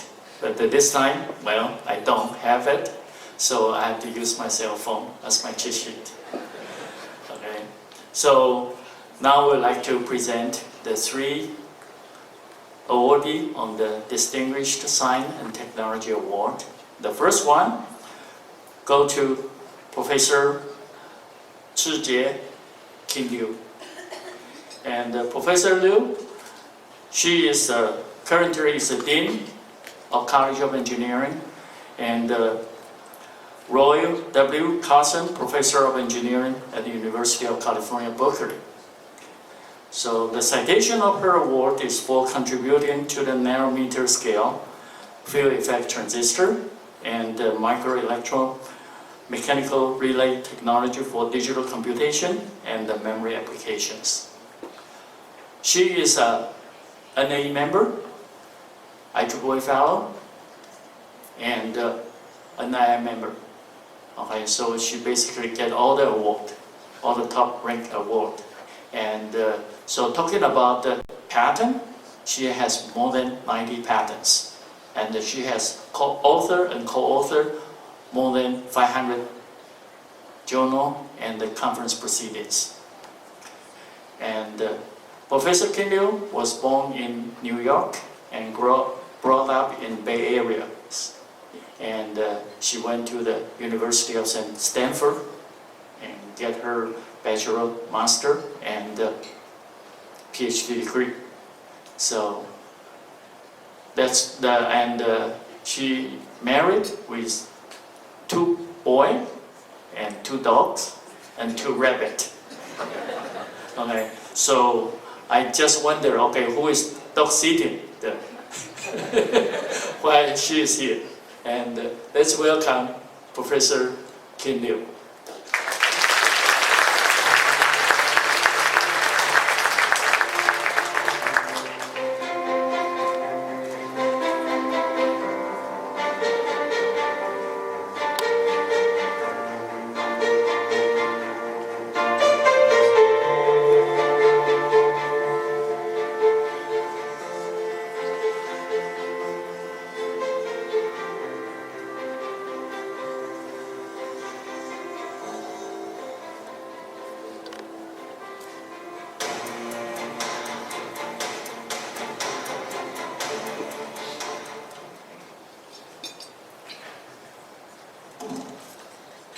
Good evening, everyone. Howdy. It truly is an honor for me to follow the footsteps of previous recipients of this prestigious award. I was looking online at the history of this award and learned that there are actually 9 Nobel laureates who won this award before me. And also a dear former colleague of mine, Professor Ernest Koo, who served as Dean of the College of Engineering at UC Berkeley in the 1970s. He really set an outstanding example for me, not only in technical accomplishment and leadership, but also in humanity. So I'm humbled to be joining such an outstanding cohort or distinguished group of scientists and engineers. Now, I've always considered myself to be an ordinary person who has been extraordinarily blessed. And many of my blessings among my many blessings are the people in my life who have really encouraged me and supported me or otherwise inspired me. And it shouldn't be surprising to you to learn that most of these people are Asian Americans. So starting with my parents, especially my father, he was an electrical engineer. He immigrated to the United States after studying electrical engineering at the National Taiwan University. And he studied at Cornell University where he met my mother and they got married and had me. But through him I learned about the impact that engineers can make in the world. Next, my husband, who I actually met when I was 12 years old, but he was actually a graduate student at Stanford University where I was an undergrad, and he was the one who really caused me to think, oh, it might be actually nice to go on and earn a doctorate. So he was my inspiration to earn a doctorate degree. And he encouraged me when it was tough. It was not easy engineering. It was quite rigorous.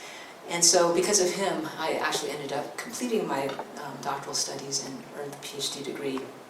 Of course, I had an outstanding research advisor, Professor Krishna Saraswat, who was very patient with me as I tried different projects through my studies as a graduate student.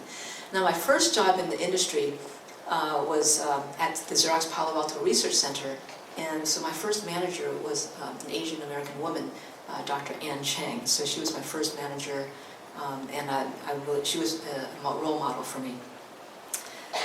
The reason I ended up going to UC Berkeley is because Professor Chen-Ming Hu, also a former Lifetime Achievement Award winner here, he met me at a wedding reception that my husband emceed.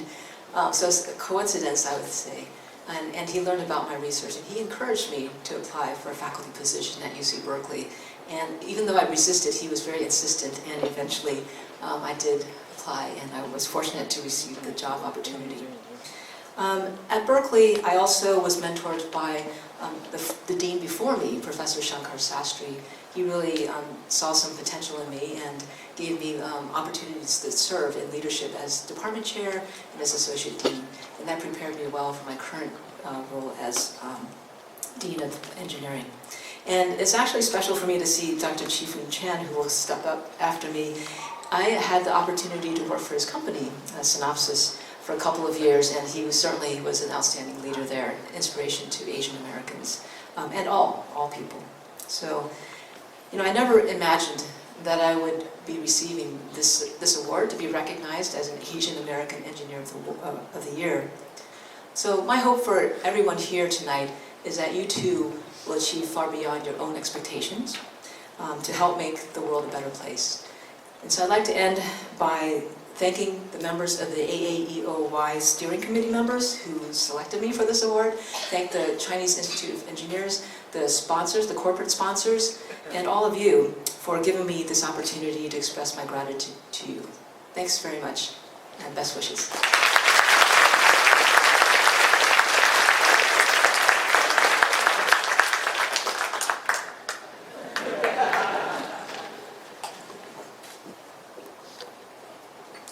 The second awardee for the Distinguished Science and Technology Award is Dr. Chi-Foon Chan. And some of you may have listened to his speech last night, and that was really inspiring. And so that his award is basically recognize his exemplary leadership in the electronic design, automation, industry supporting semiconductor partnership for innovative and product development.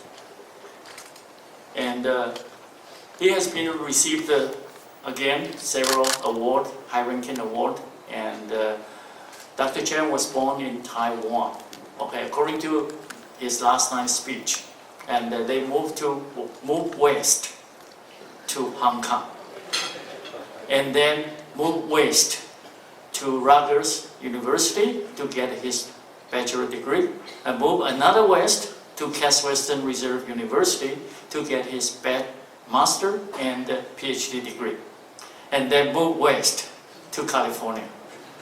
And so he basically, okay, he is currently the president and the co-CEO of the Synopsys. So, and he likes to travel, and he likes to reading, so he likes to do gardening. And let's welcome Dr. Chi-Foon Chan.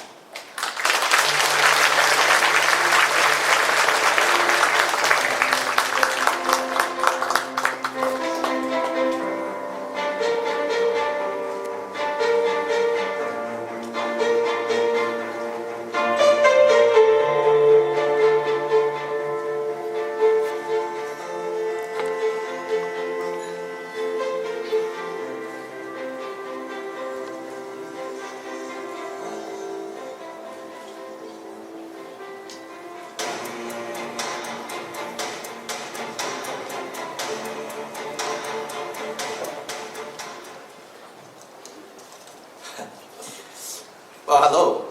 I'm very honored. So, Dr. Shui, Claire, Simon, thank you so much for this honor. I'm sure I'm the one who made your choice so difficult. I am very sure of that, and I'm always glad. Just like all my courses, I just passed. It's good. So, first of all, I have to say, AAEOY is an amazing organization. It is very well executed. I'll hire anyone here to help run the company anytime. So I have to say, before I make some more remark, that I love what I do. I have a great family. I have a good life. I work on everything. I'm excited, and then to get selected for a gift, for a prize. I mean, how sweet life is, right? So this is great. I have 3 quick just comments to share, because I share a lot. If I keep going west, I'll get home. eventually. Right? That's what I want to do. So the first thing I want to do is, it is a great time to be an engineer, isn't it? Look at all the excitement, look at all the achievement, and so many things to do. Only comment I have is, we have to learn to be a citizen engineer, because what we do now matter even more than before, and will matter even more than ever in the future. And the most important thing, I think, is we are entering into a very different type of economy. I would call this the trust economy. You know, and whether it's commercial, and whether it's technical margin or commercial margin, even the political environment, anytime we engineering team can install more trust into the world, we're going to do a better job. So being a citizen engineer, more conscious of our social, global, environmental impact, will have fantastic impact. And it is actually our social responsibility. Now I get too excited, so let me tell you some fun facts. Okay, those of you who look at the citation may say, what the heck did he get a degree? Maybe I'm the only one. I think I get 2 honorary PhD from Armenia University. But what the heck is that for? Well, we have 1,000 people there, but I want to relate to the CIE and the AAEOY. Armenia is 3 million people. The Soviet Union is 1991, about the same year here, but very good in math. Chess champion in the world. Maybe more importantly, just so we relate, their national hero, Mamikonian, who puts them off the Persian Empire in 300, is reputed to be a Chinese. They say we are Chinese. I don't know if they are or not. But if you read Chinese history, all of us are excited about the Three Kingdoms. Ma Chao, you know, when he got defeated in the West, he went west. And when he went west, because all his descendants were killed, they say he appeared in Armenia. I can talk forever, but I only have a few minutes. Why did I tell you that story? I love my job because we globally interact with many cultures and many technical things. And though we speak technical, we actually exchanging a lot of information, which eventually build trust. The last thing is, I do want to say, for the young people, you know, the most important, work hard, learning, but there's another thing, which is passion. Why do we need passion? You know, if you are not good at something, you don't really, how do you generate passion? Like I told my kid when they were born, don't tell me when they were born, they don't know. Don't tell me you don't like math, because you're not very good at it. Okay, if you're very good at it, then you can tell me you don't like math. So study math, you don't like it. So that's why everyone here say thank you, because how do you get passion when you don't have the expertise? The one thing that I always draw on myself is gratitude. The people who sacrifice for you, if you remember what they sacrificed for you, you'll remember the gratitude. You remember that you gotta work hard. In fact, Dr. Sujai King is a very helpful dean. When I say, what should I talk about? She said, don't forget to thank your wife. Okay? That's advice I always tell you. So here I'll end by saying, I am very, very lucky. I want to thank really my parents, all the colleagues who helped me at Intel, at NEC, at Synopsys, all my professors. I do want to thank also a strange city, Cleveland, Ohio. Okay, because, hey, all right. Cleveland, Ohio, my wife's a musician. Why? Because Cleveland, Ohio, I was there 5 years, they say, there's one joke you got to know. What's the difference between Cleveland and the Titanic? Okay, sorry. Okay. Well, the answer is, Cleveland is a better orchestra. Okay?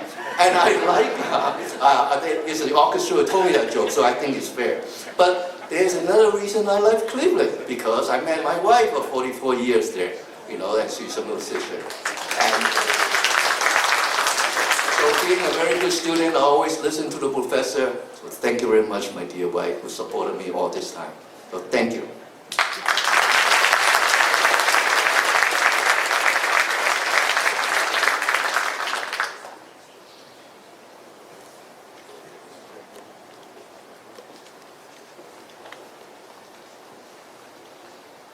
Yeah, our third awardee for the AAEOY 2019 Distinguished Science and Technology Award is Dr. Zhijiang James Chen. James has a very successful career. He is investigator, Howard Hughes Medical Institute, George McGregor Distinguished Chair, Director, Center for Information Research, and a professor of Department of molecular biology at the University of Texas, Southwestern Medical Center. His citation reflects his contribution on elucidating the mechanism by which DNA and RNA trigger immune response, thereby laying the foundation for developing new therapies for infection, autoimmune disease, and cancers. Okay, so he is our hope. So our average lifespan will extend to 120 years. And so Dr. Chen, he is a fellow of the American Association for the Advancement of Science and a member of the National Academy of Science. And he has born in China, received his bachelor degree, biology, and Fujian Normal University, and his PhD in the biochemistry in sunny Buffalo. So right now he is the director of Center in Information Research at the University of Texas, Southwestern Medical Center. Let's welcome Dr. Chen.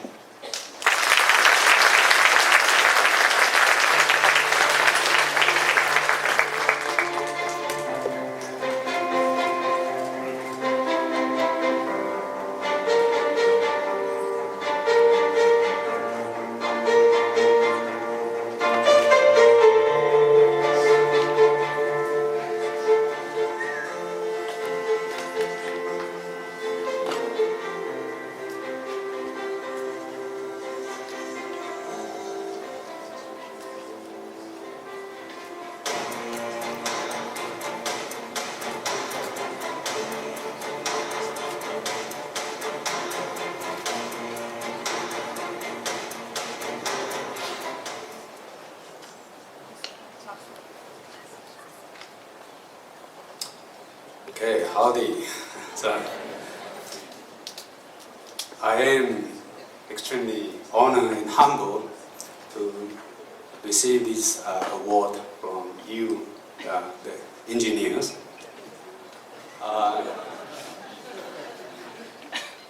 This is especially humbling for me because I'm not even an engineer.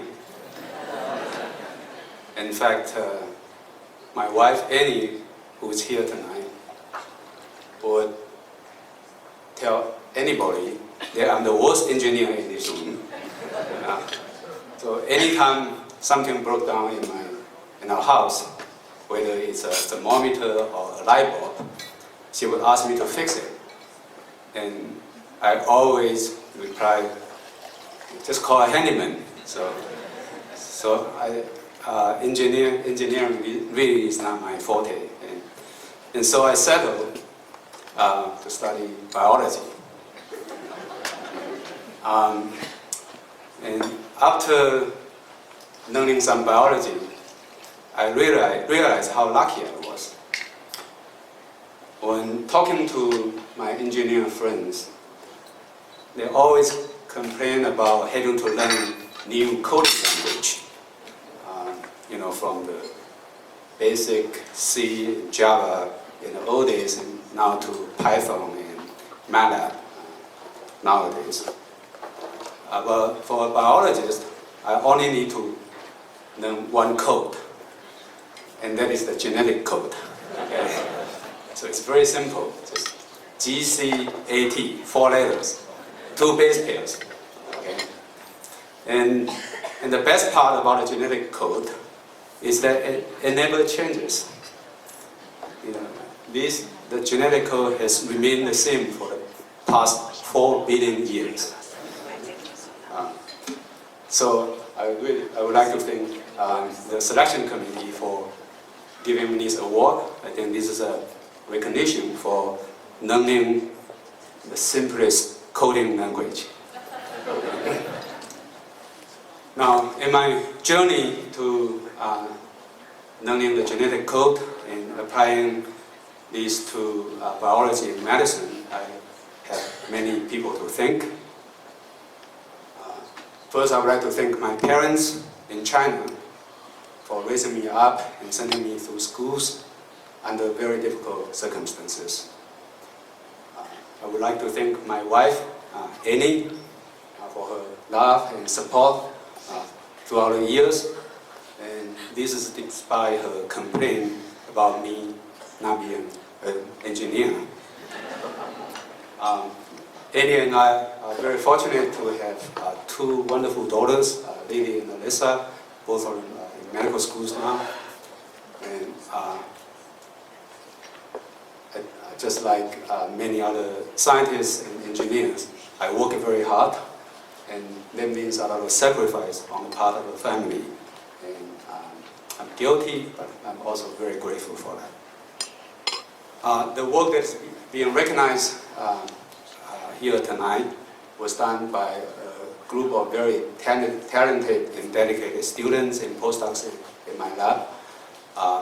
And in particular, I would like to thank Josh Sun and Josh Wu for discovering this DNA sensing mechanism that is important in immune response. And finally, I would like to thank my employers, Howard Hughes Medical Institute and UT Southwestern Medical Center, for their generous support of our research. Thank you very much.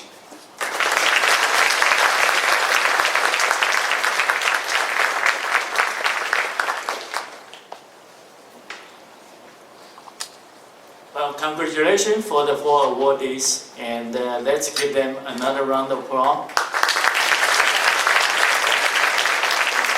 Thank you very much, and I'll give the podium back to the MC.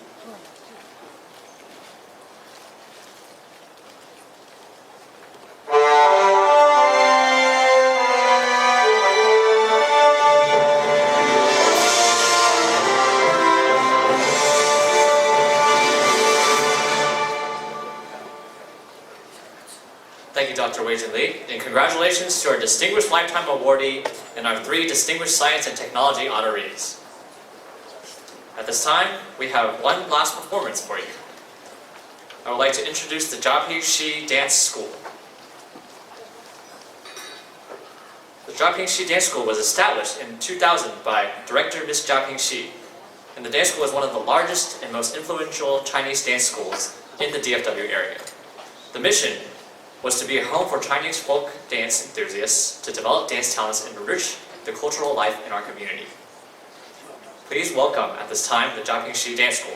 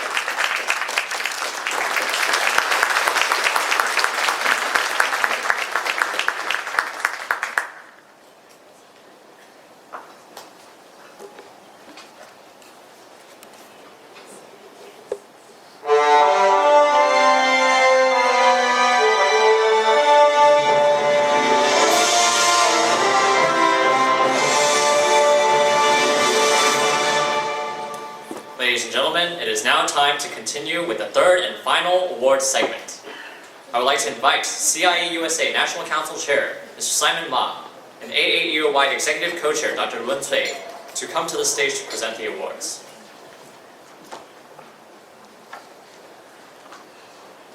Our first presenting company is Idaho National Laboratory.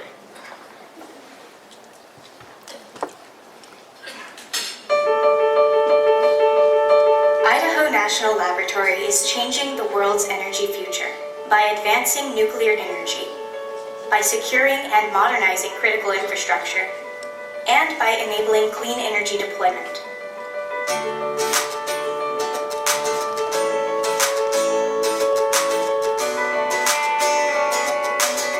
This Department of Energy laboratory sits on 890 square miles of Idaho desert, and it's the nation's lead laboratory for nuclear energy research. INL is steeped in energy history. It's where nuclear-generated electricity first powered an American community. It's where 52 original nuclear reactors were designed and constructed. INL is home to the Advanced Test Reactor, the world's premier test reactor, where nuclear fuels from around the world are tested. The Materials and Fuels Complex is home to world-leading nuclear science and technology capabilities, ranging from nuclear fuel development to post-irradiation examination to battery assemblies for NASA's deep space missions. INL provides expertise and capabilities to create new advanced reactors and maintain our current nuclear reactor fleet. INL works with private companies seeking to build small modular reactors.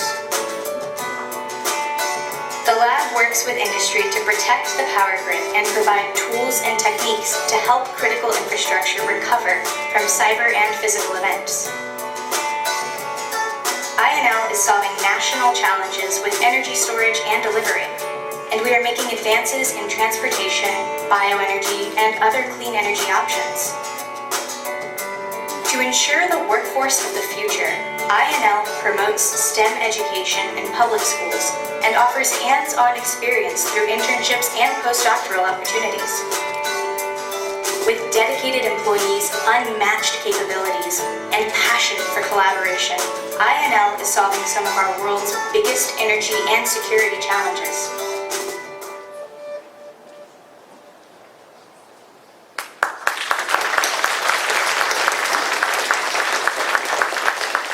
To present the Asian American Engineer of the Year Awards for Idaho National Laboratory, we have Dr. Todd E. Combs, Associate Laboratory Director of the Energy and Environment S&T at Idaho National Laboratory. Please help me welcome Dr. Todd E. Combs.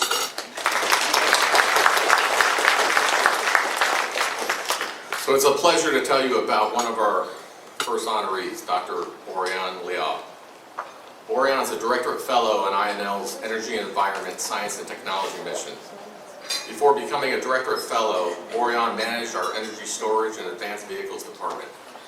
His longtime research focus, here and previously at the University of Hawaii's Natural Energy Institute, has been on developing practical understanding of battery behavior using non-invasive diagnostic and prognostic techniques.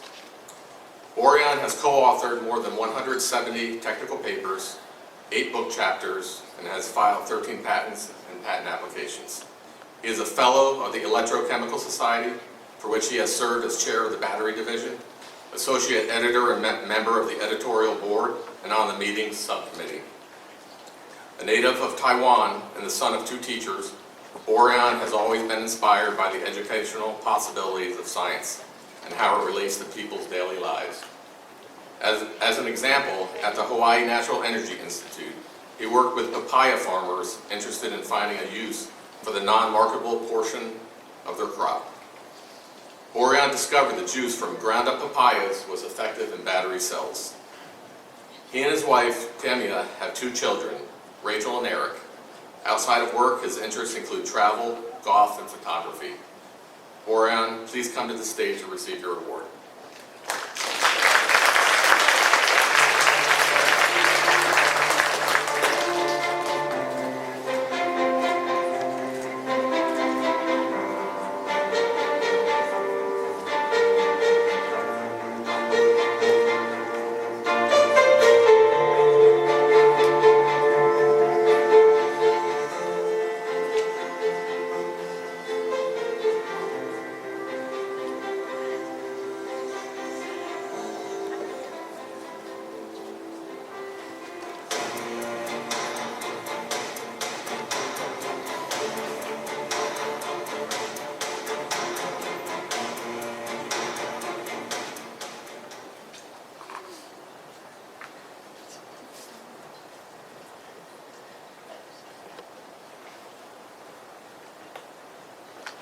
Thank you.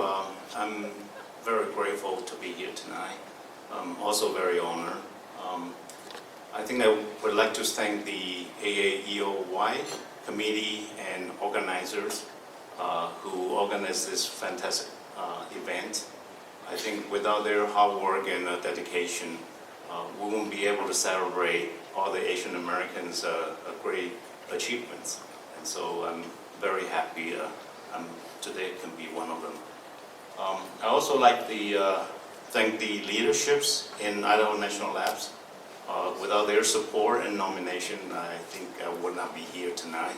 So I'm very grateful, particularly to Dr. Todd Combs, the Associate Lab Director of my directorate, and also Mark Peters, who is the Director for the Idaho National Lab. I think I'm really grateful for their support. I also want to thank all the people I've been working with in my whole career. This has been a very extraordinary journey for me. When I moved from Hawaii to Idaho, most of people wonder why. But I can say, I'm very grateful. I actually enjoy it very much. It's not much difference from Hawaii to Yellowstone and Grand Teton, so it's always an enjoyment to see the scenery and enjoy the work in the very interesting places.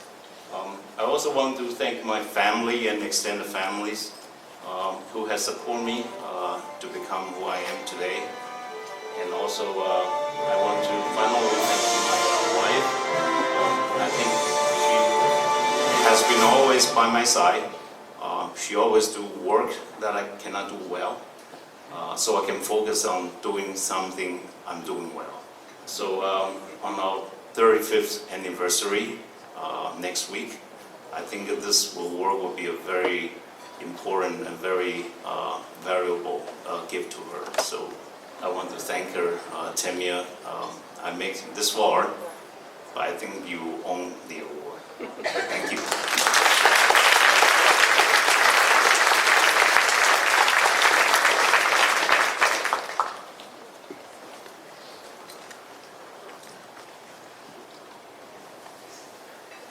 So it's my pleasure to present a second award-winning honoree, Dr. Rita Barenwall. Dr. Barenwall is an esteemed nuclear energy expert. At Idaho National Lab, she was director of the Gateway for Accelerated Innovation in Nuclear Initiative. Under her leadership, 120 nuclear energy companies were able to access the Department of Energy's R&D resources. Fairly recently, the U.S. Senate confirmed her nomination to be Assistant Secretary for the Energy Department's Office of Nuclear Energy. She leads DOE's R&D efforts for technologies that enable deployment of advanced nuclear energy systems and that sustain the nation's existing nuclear reactors, enhancing America's global commercial nuclear energy competitiveness. Before joining DOE, she served as Director of Technology Development and Application at Westinghouse, where she led development of game-changing technologies. At Westinghouse, she previously had been Director of Core Engineering and Manager of Materials and Fuel Rod Design. Before that, she was the Manager of Materials Technology at Bechtel Bettis Inc., where she led R&D in advanced nuclear fuel materials for U.S. naval reactors. Rita has served on advisory boards for MIT's Materials Research Laboratory and UC Berkeley's Nuclear Engineering Department. She also was adjunct faculty at University of South Carolina's Nuclear Engineering Graduate Program. As a woman in a predominantly male field, Rita says she learned early that if she didn't speak up or claim a place at the table, she would not have a chance to be heard. Well, as the Assistant Secretary of Nuclear Energy, she's going to have a chance to be heard. When she is not working, her interests include rowing and scuba diving. Rita, will you please come to the stage and receive your award?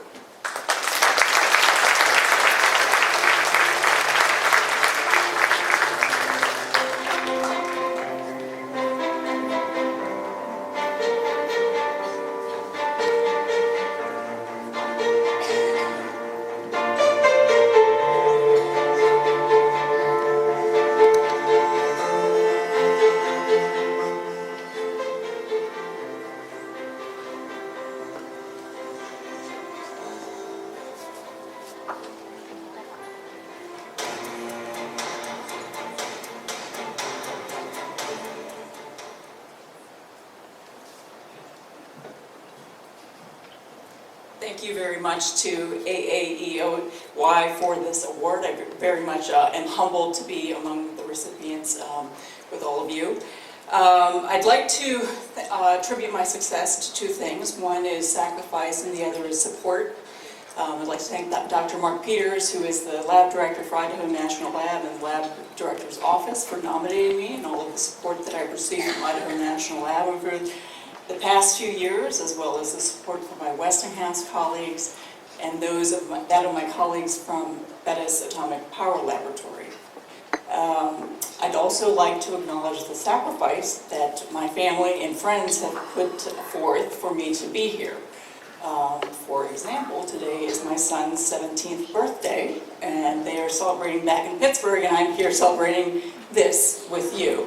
So, not to be dismissed, though, he did have a big donut cake this morning that I made for him before I flew over here. So it's a nice balance of those things, but again, thank you very much, and enjoy the rest of the evening.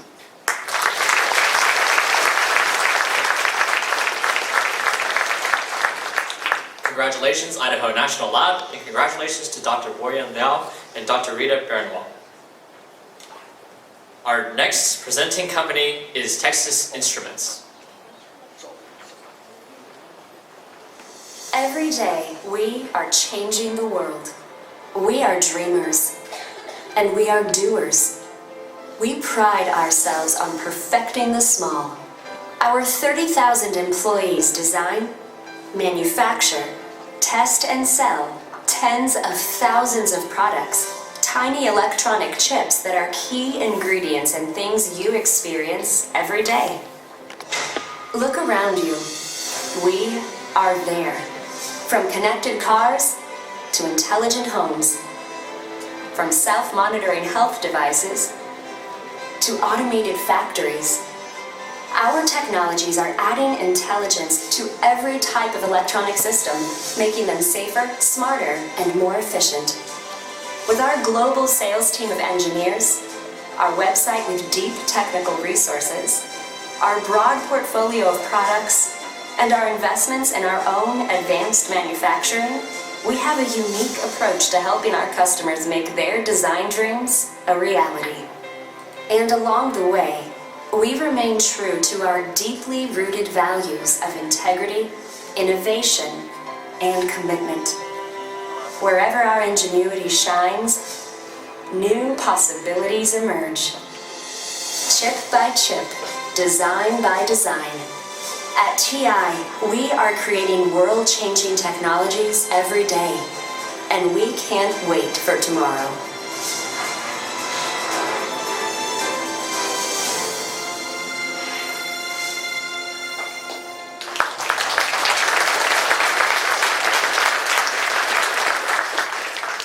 Present the first Asian American Engineer of the Year Award, or TI, we have Dr. Venu Menon, Vice President, Technology Development at Texas Instruments Incorporated. Please help me welcome Dr. Venu Menon.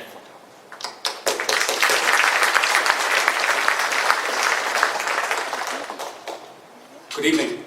This year, we're celebrating the 50th anniversary of the Apollo 11 landing on the moon. Texas Instruments was a big part of that mission. We provided chips and electronics for the lunar lander, for the rockets, for the thrust, as well as for radar. And that was accomplished by the innovation of many, many creative engineers at Texas Instruments. That tradition is alive today as well, and that's why I'm here to celebrate Samir Pendarkar. Samir's innovations and inventions in the field of power management and power electronics and power technologies enables chips and the products that they go into become smaller, more power efficient, and have differentiated capabilities. When you look at your phone and you check the battery level, when you connect your phone to the charger, when you turn and adjust the temperature on your Nest thermostat, when you press the brake on your brake pedal on your car, or if you drive an electric car,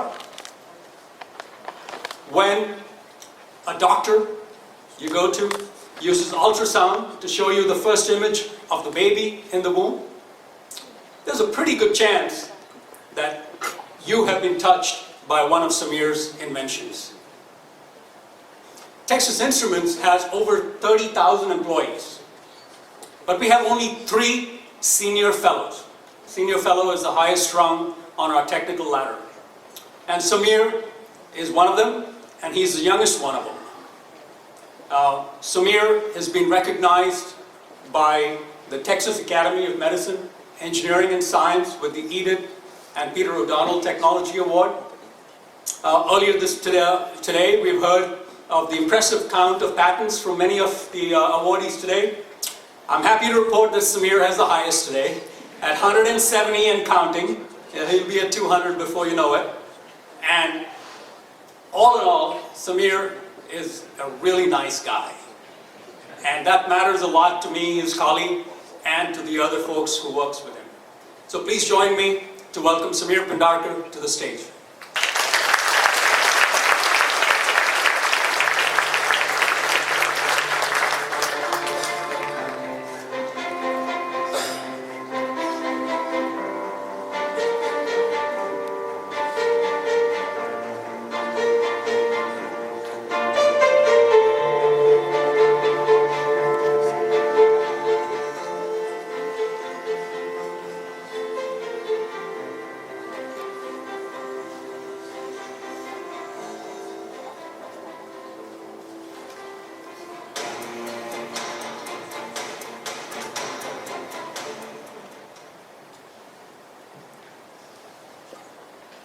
Thank you.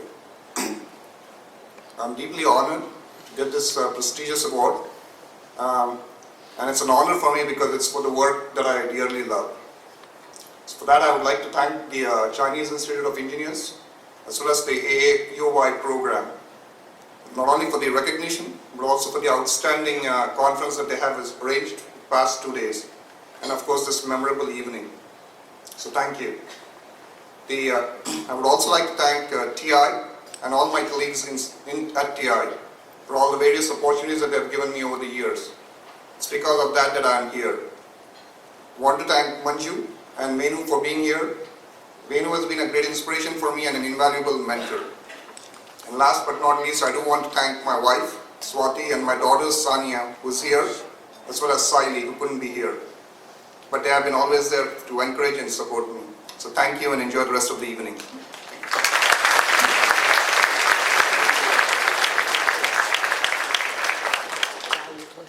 Congratulations to Mr. Samir Pendarkar.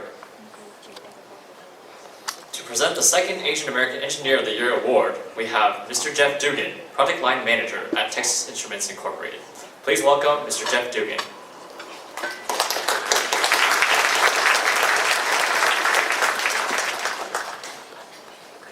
Good evening.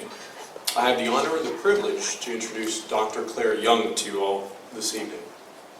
Claire has had a broad career at TI over the past 22 years, with roles ranging from semiconductor process development and manufacturing leadership, for which she was elected the senior member of technical staff, and then a number of leadership roles within our quality organizations, as well as in product development and business management. She holds 4 patents, has offered a number of technical papers, and she's led many broad initiatives across Texas Instruments. The most recent is chairing TI's Functional Safety Initiative, which is focused on expanding our product development techniques into automotive and industrial markets. Claire and I have had the pleasure to work together very closely for the past 6 years. I am so grateful, and our organization is so grateful, for the continuous leadership and technical achievement that she's provided within our organization. We've dealt with some very challenging technical and customer situations, and one of the many aspects of Claire that I admire is how collaborative she is, even in times of severe stress. She has a wonderful capability of making the most difficult situations into a win-win. Her leadership style draws people together, and her focus on continuous improvement really has enabled so many teams to achieve more than they thought was possible. So many people across TI and across our customer base seek Claire out. She's a key go-to person on so many fronts where people look for her leadership and her technical expertise.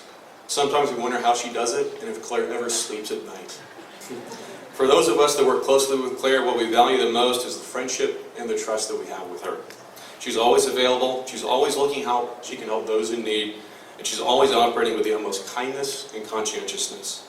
Outside of work, I personally admire how Claire keeps her faith in her family as a top priority over everything else. Please join me in welcoming and congratulating Dr. Claire Young.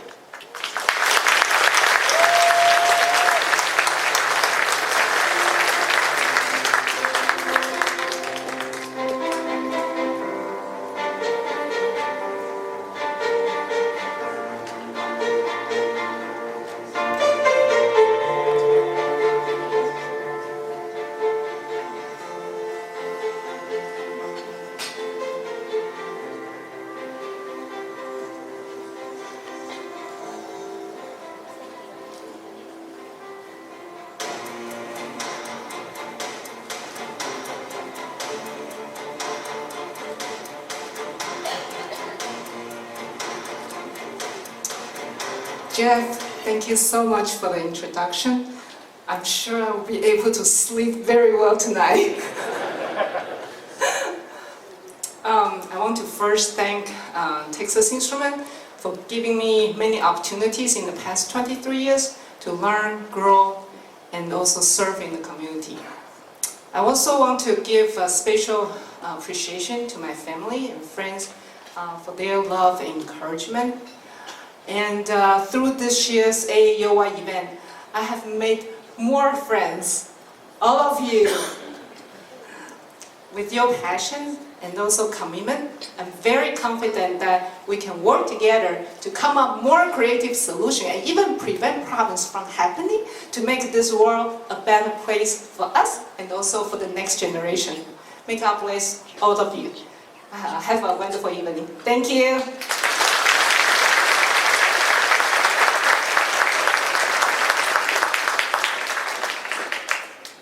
Congratulations, Dr. Claire Young, and congratulations, Texas Instruments. Our next presenting organization is Los Alamos National Laboratory.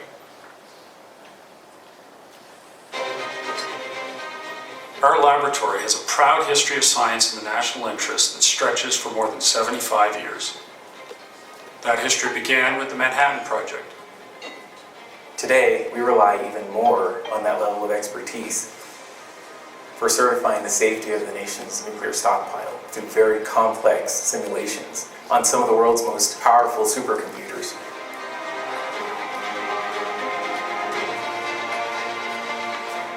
A national lab is always thinking about the biggest challenges that we have and how we come about solving those challenges. Science is curiosity, asking questions, developing solutions so that we can actually have answers to mankind's biggest and most pressing problems. There's a lot of really good science here for a variety of global security, national security interests, because that's what needs to be done. We're trying to solve problems through the pursuit of science with the hope that our science makes the world a better place.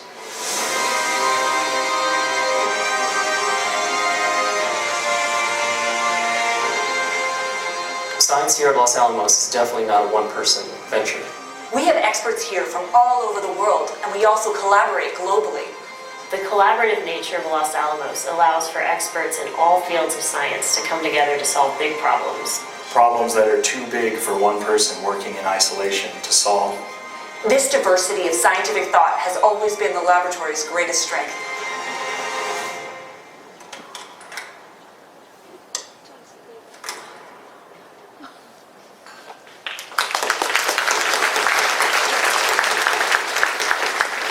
Presenting the Asian American Engineer of the Year Award is Dr. Carol J. Burns, Executive Officer of Science, Technology, and Engineering at Los Alamos National Laboratory. Please help me welcome Dr. Carol J. Burns.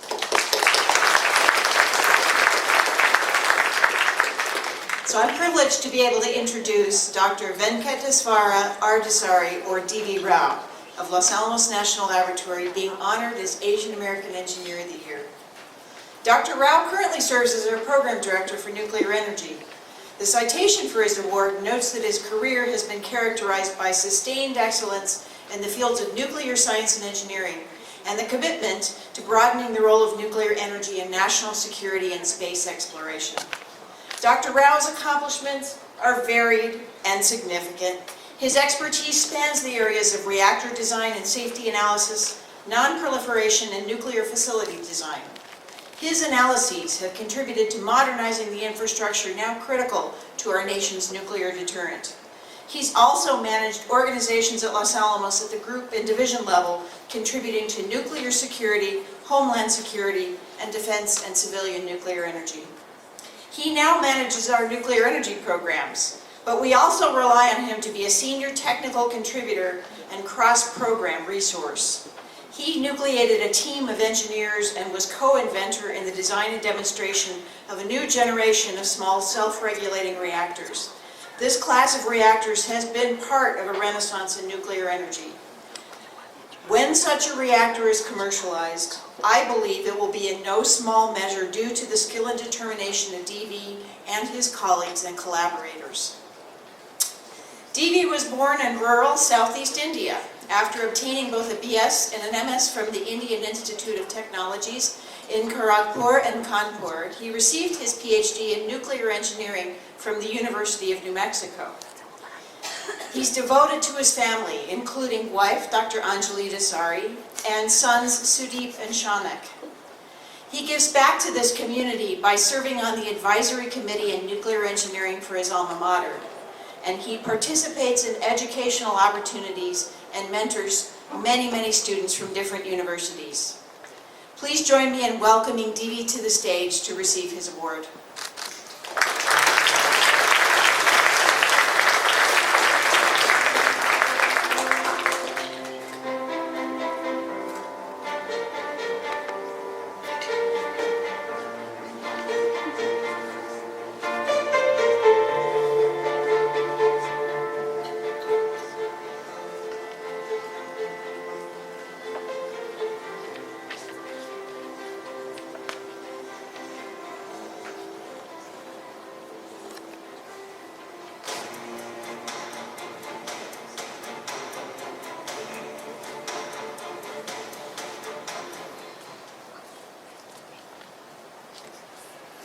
It's my great honor to be standing here, and as I think Carol mentioned, I grew up in a real small rural town in India.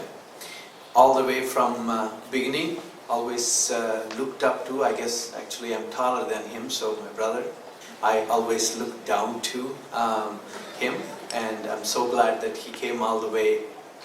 He works for Fed in Cleveland, and he came all the way to wish me good luck here. And of course, I'm also, miss if I don't say, best friend I have in the world is my wife. She couldn't make it today, but she also reminded me to thank other people. So I'd like to thank Carol Burns, and more than just nominating me and shepherding this whole thing, she's a very good friend and a mentor, and I consider this to be a recognition of a cool, innovative idea that we came up with, myself, Patrick McClure sitting out there, and a small team of us. And by the way, ERCOT, take a note of this. We are designing very small reactors that can actually load follow completely and with very little controls. And if Rita is there, and it's a multiple lab effort. It's big. It's multiple lab effort, and she will have a lot to say in it. In fact, she, while at Westinghouse, bought into our pitch, and I think we are at the cutting edge of the national labs doing research into re-innovating nuclear energy, and I'm proud here. I thank you, and I accept this on behalf of all of us that work hard on this. Thank you.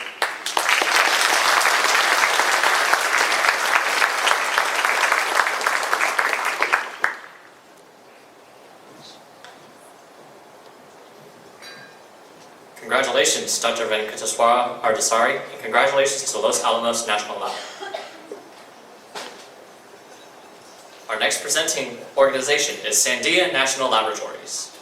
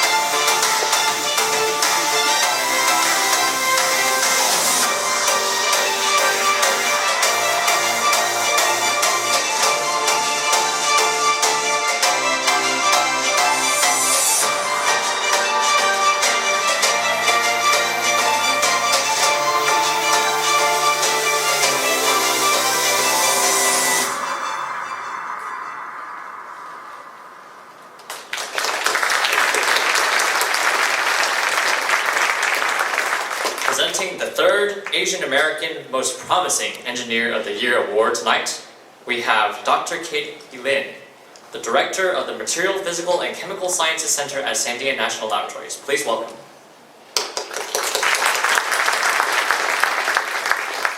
Good evening. It is my pleasure to introduce Dr. Stanley Shou as the Most Promising Engineer of the Year Award winner. In his few short years at Sandia, Stan has had an outsized impact on our missions. His research portfolio has ensured success in several areas, from basic sciences to nuclear deterrence and non-proliferation. Stanley's expertise includes electronic properties of materials, solid-state synthesis, electrochemistry, catalysis, and radiation interactions with material, amongst others. He's quite an innovator. Stan leads major projects that enable the scientific community by creating technology critical to world peace. He is constantly innovating through materials chemistry. He developed better, cheaper radiation detectors using lead halide perovskite crystals in support of international security efforts. He developed a new class of ultra-low thermal conductivity materials to reduce residential and commercial window energy loss. These are just two of his many accomplishments. Stan is generous with his time and passionate about STEM education. He mentors Sandia interns, acts as a technical advisor to graduate students at multiple academic institutions. He is a strong contributor to the materials science community by his participation and engagement in the Materials Research Society and by chairing the Rio Grande Symposium for Advanced Materials in Albuquerque, New Mexico, and through numerous university collaborations. Stan is a STEM educator and volunteer. He is a member of the board of directors for the Albuquerque Association for Gifted and Talented Students, a volunteer teacher on subjects including physics, microbiology, and engineering. After graduating from Northwestern University, where he achieved a PhD, Stan married his wife, Anita. They have 2 beautiful daughters, Isa, who's 12, and Ellie, who's 10. Congratulations, Stan, on winning this award, and thank you for all you do for Sandia, for the community, and for the nation. Very well deserved. Please join me on stage to receive your award.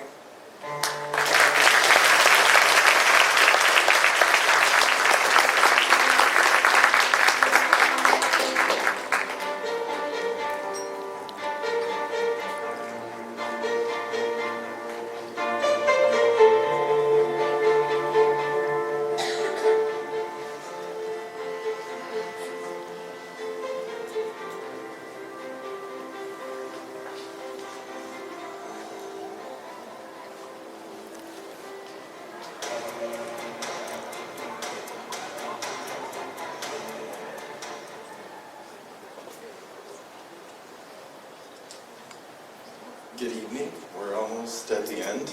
Thanks for staying with me and with everybody.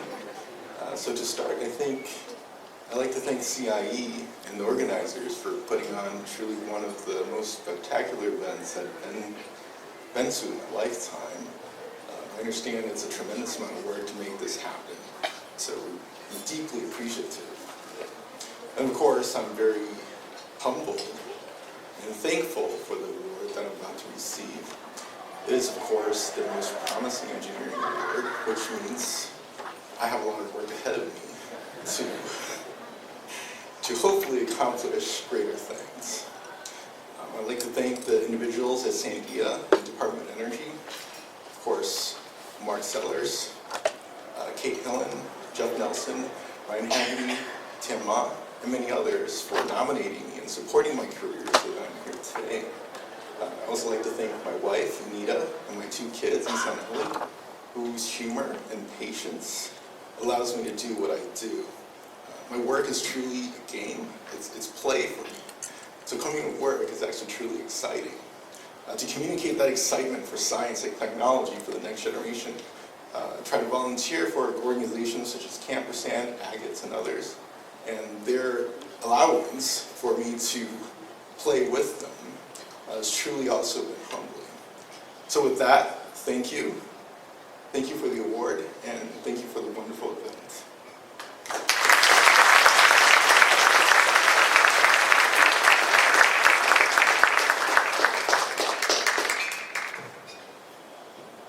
Congratulations, Dr. Stanley Cho, and congratulations to Sandia National Laboratories. Our final presenting organization actually, is the United States Navy.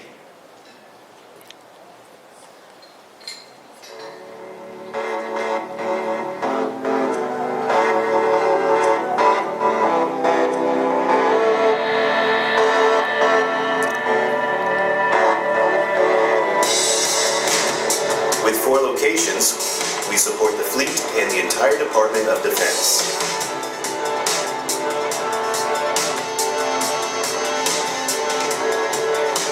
We are more than 10,000 engineers, testers, scientists, and other professionals.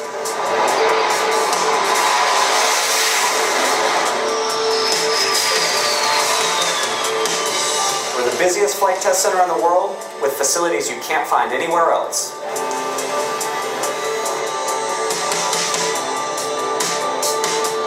We research and develop manned and unmanned systems in more than 400 labs.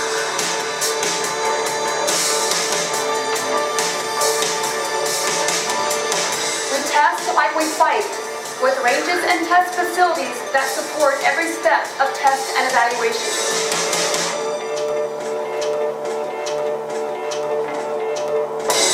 We provide training tools for sailors and Marines at every stage of their career. We challenge our employees to be innovative and creative.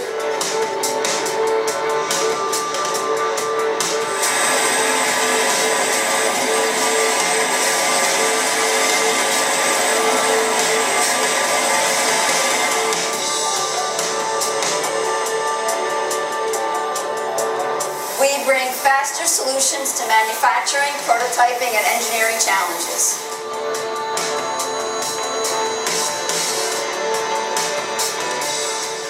partner with industry and higher education to create new technologies.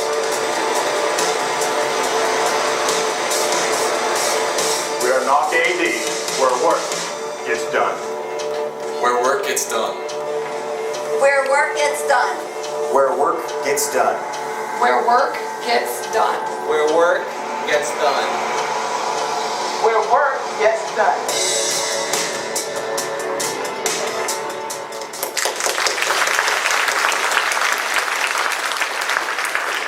Presenting the Asian American Engineer of the Year Award is Mr. Brian Odell, Supervisor and Branch Head of the Combat Identification, Air Traffic Control Certification and Fleet Integration Branch. Please help me welcome Mr. Brian Odell.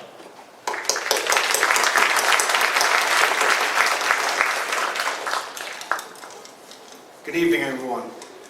My name is Brian Odell, and I'm the U.S. Navy Branch Head responsible for integrating combat systems on U.S. Navy platforms and air stations. Tonight I would like to introduce and talk to you about a member of our team, Mr. Trung Tran. In 1991, Trung was 17 and he moved from Vietnam to Chicago, Illinois. Trung excelled in science and technology, so he decided to pursue a degree in electrical engineering from the University of Illinois, Urbana-Champaign. He later graduated in 2001. While at college, Trung not only focused on his studies, but he met his wonderful wife, Ha, who's here tonight also. They were married in 2004. Trung was hired by the U.S. government as an engineer in 2002, and he focused on cooperative and non-cooperative target ID and engagement systems. Over Trung's career, he's had great success, technical growth, and even ever-increasing responsibilities. Currently, Trung is the lead engineer for the proliferation of the latest U.S. Navy cooperation, identification, engagement, encrypted technologies across the entire U.S. Navy and Marine Corps. Trung was one of the best at the Naval Air Warfare Center, and he is a great patriot. He is of enormous value to the United States Navy as well as this great nation. Without further delay, I would like to introduce and congratulate Mr. Trung Tran.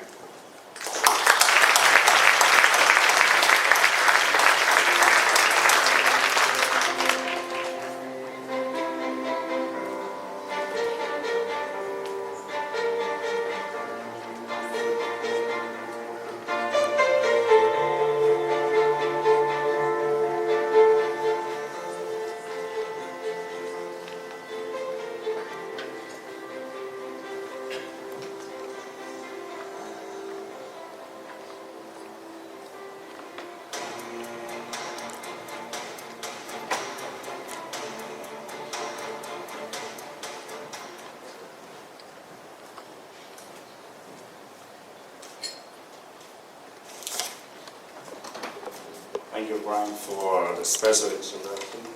Thank you. First, I thank you, AAEOY, for selecting me as a 2019 awardee. Again, I thank you, my supervisor, Brian Odell, for recognizing my contribution to the department. I thank you, my team, even though none of them are here, but for their dedicated support and contribution. Without them, I wouldn't be here. I thank you, a special thank to my lovely wife for her support. She always at my side and supportive and understanding. Last but not least, I thank you, all the guests, for your presence. Your presence make the event this year more special than any other previous year. Thank you. Again, I thank you, AAEOY, for the award.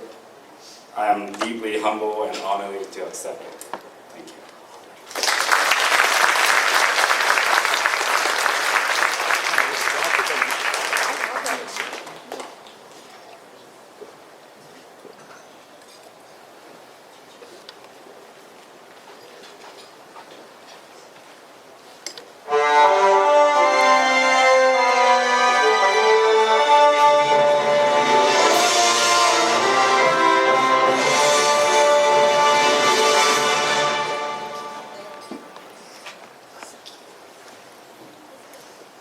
Ladies and gentlemen, there you have it.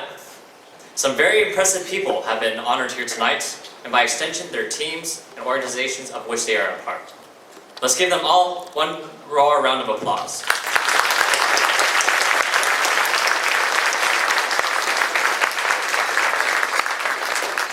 Your contributions to engineering, science, and technology has direct value and potentially far-reaching implications in many fields. Everyone here has a right to be very proud. We are almost done with the night. Soon we will have the closing remarks and announcement of next year's AAEOY conference. Before that, it is time for our raffle prize drawing.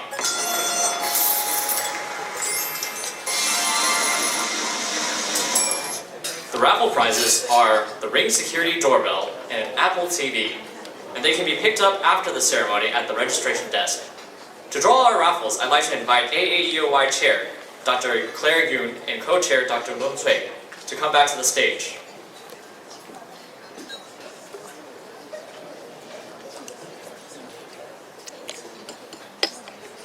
Get ready for your raffles.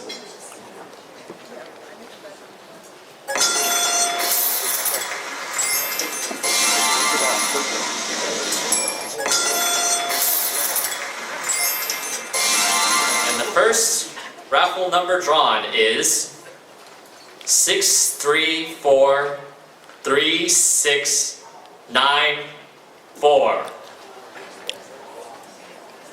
Do we have a lucky winner in the house tonight? Congratulations!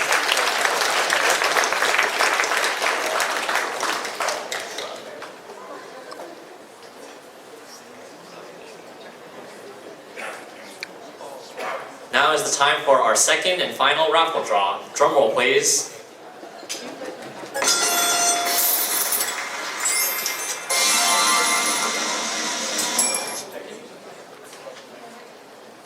Our second raffle number drawn tonight is 6343830. Do we have a winner? Yes. 6343830. Congratulations.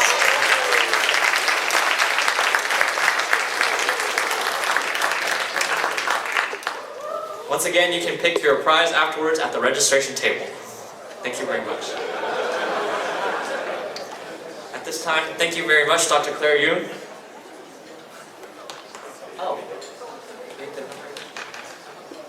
Oh, the first raffle number was 6343694. Yes.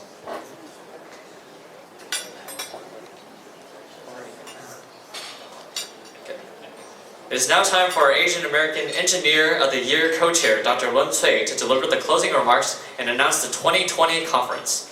Please welcome Dr. Lun Cui.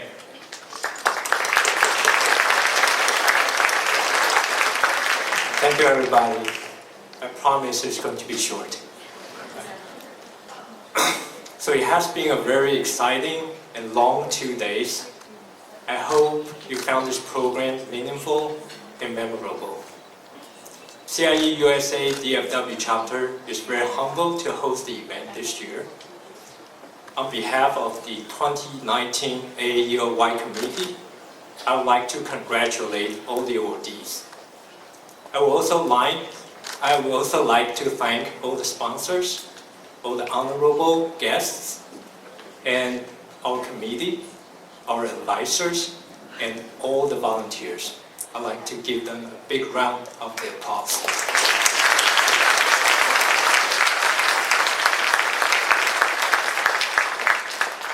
Since 2002, AAEOY program has ongoing. So CIE USA is rotating to host this program every year through its 7 chapters. This program will not be sustainable without our sponsors' support. So I'd like to urge all the sponsors, take the momentum and continue to support the next year's AAEOY program. I'd like to announce the AAEOY 2020 hosting chapter is San Francisco chapter.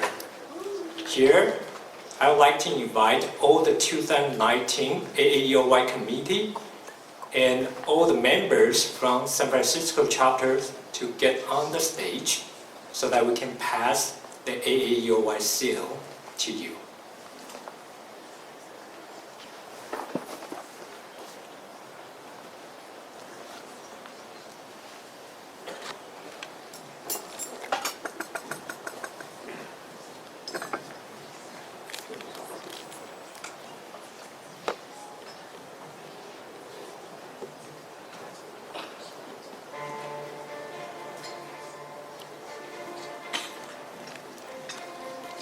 Apparently, DFW chapter didn't want to give up the seal yet.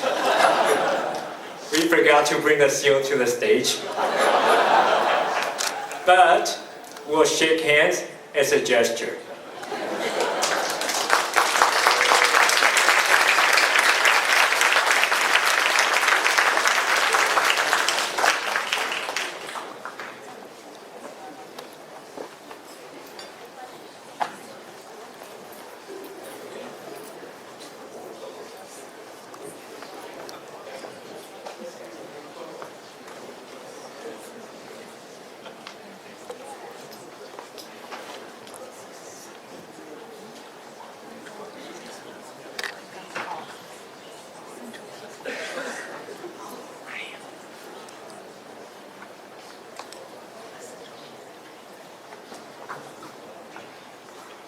These are the 2020 and 2019 AAEOY teams on stage, and they will remain for photos following the ceremony. We have now come to the end of this wonderful evening together. If you'd like, you now have a chance to visit with everyone. Honorees, please pick up your portraits at the registration table. Congratulations once again to all recipients and to the teams. This concludes the 2019 AAEOY award ceremonies. Have a wonderful night, and we look forward to seeing you in San Francisco for AAEOY 2020.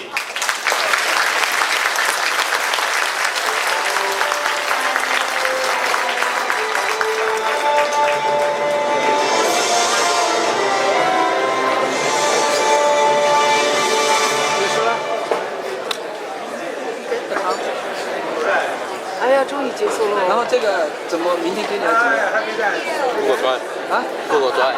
什么？Google Drive。Google Drive，明天下午可以吗？明天早上要去。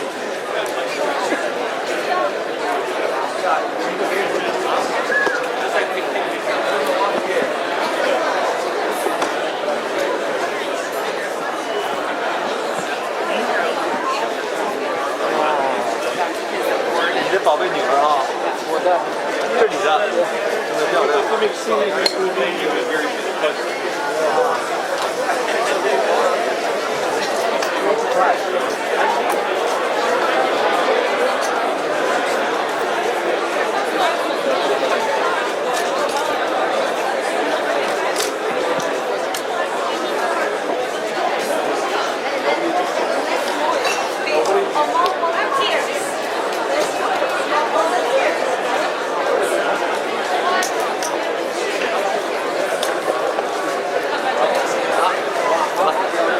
再见啊，辛苦辛苦。Robert 再见。啊，辛苦。Good job. Good job. Thank you. Thank you so much.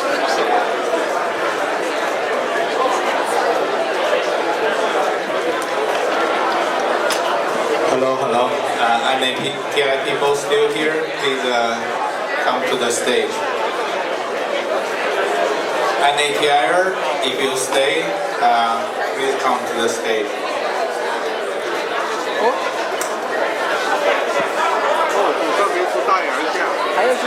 Yeah, NATI, if you still here, please come. 很棒啊，好看。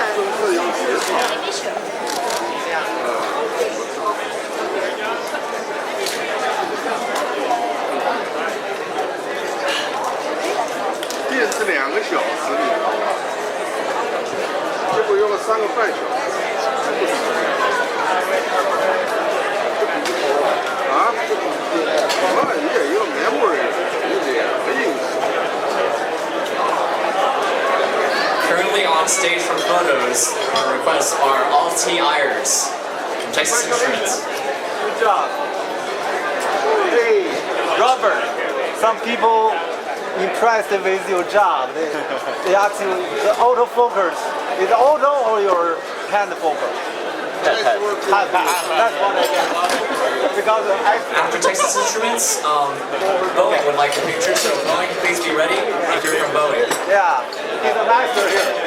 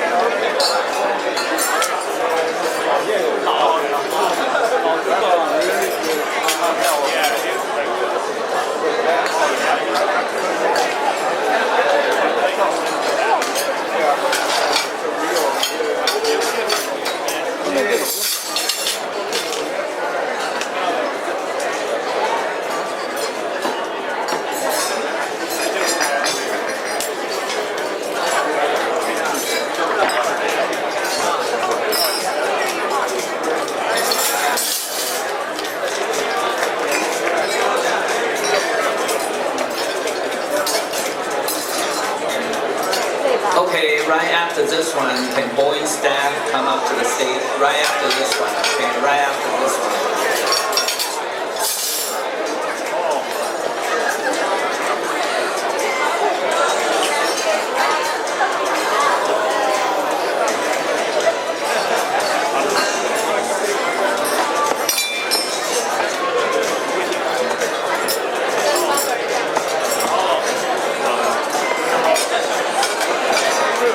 Okay, all the Boeing staff, please come up to the stage, please. Wait on.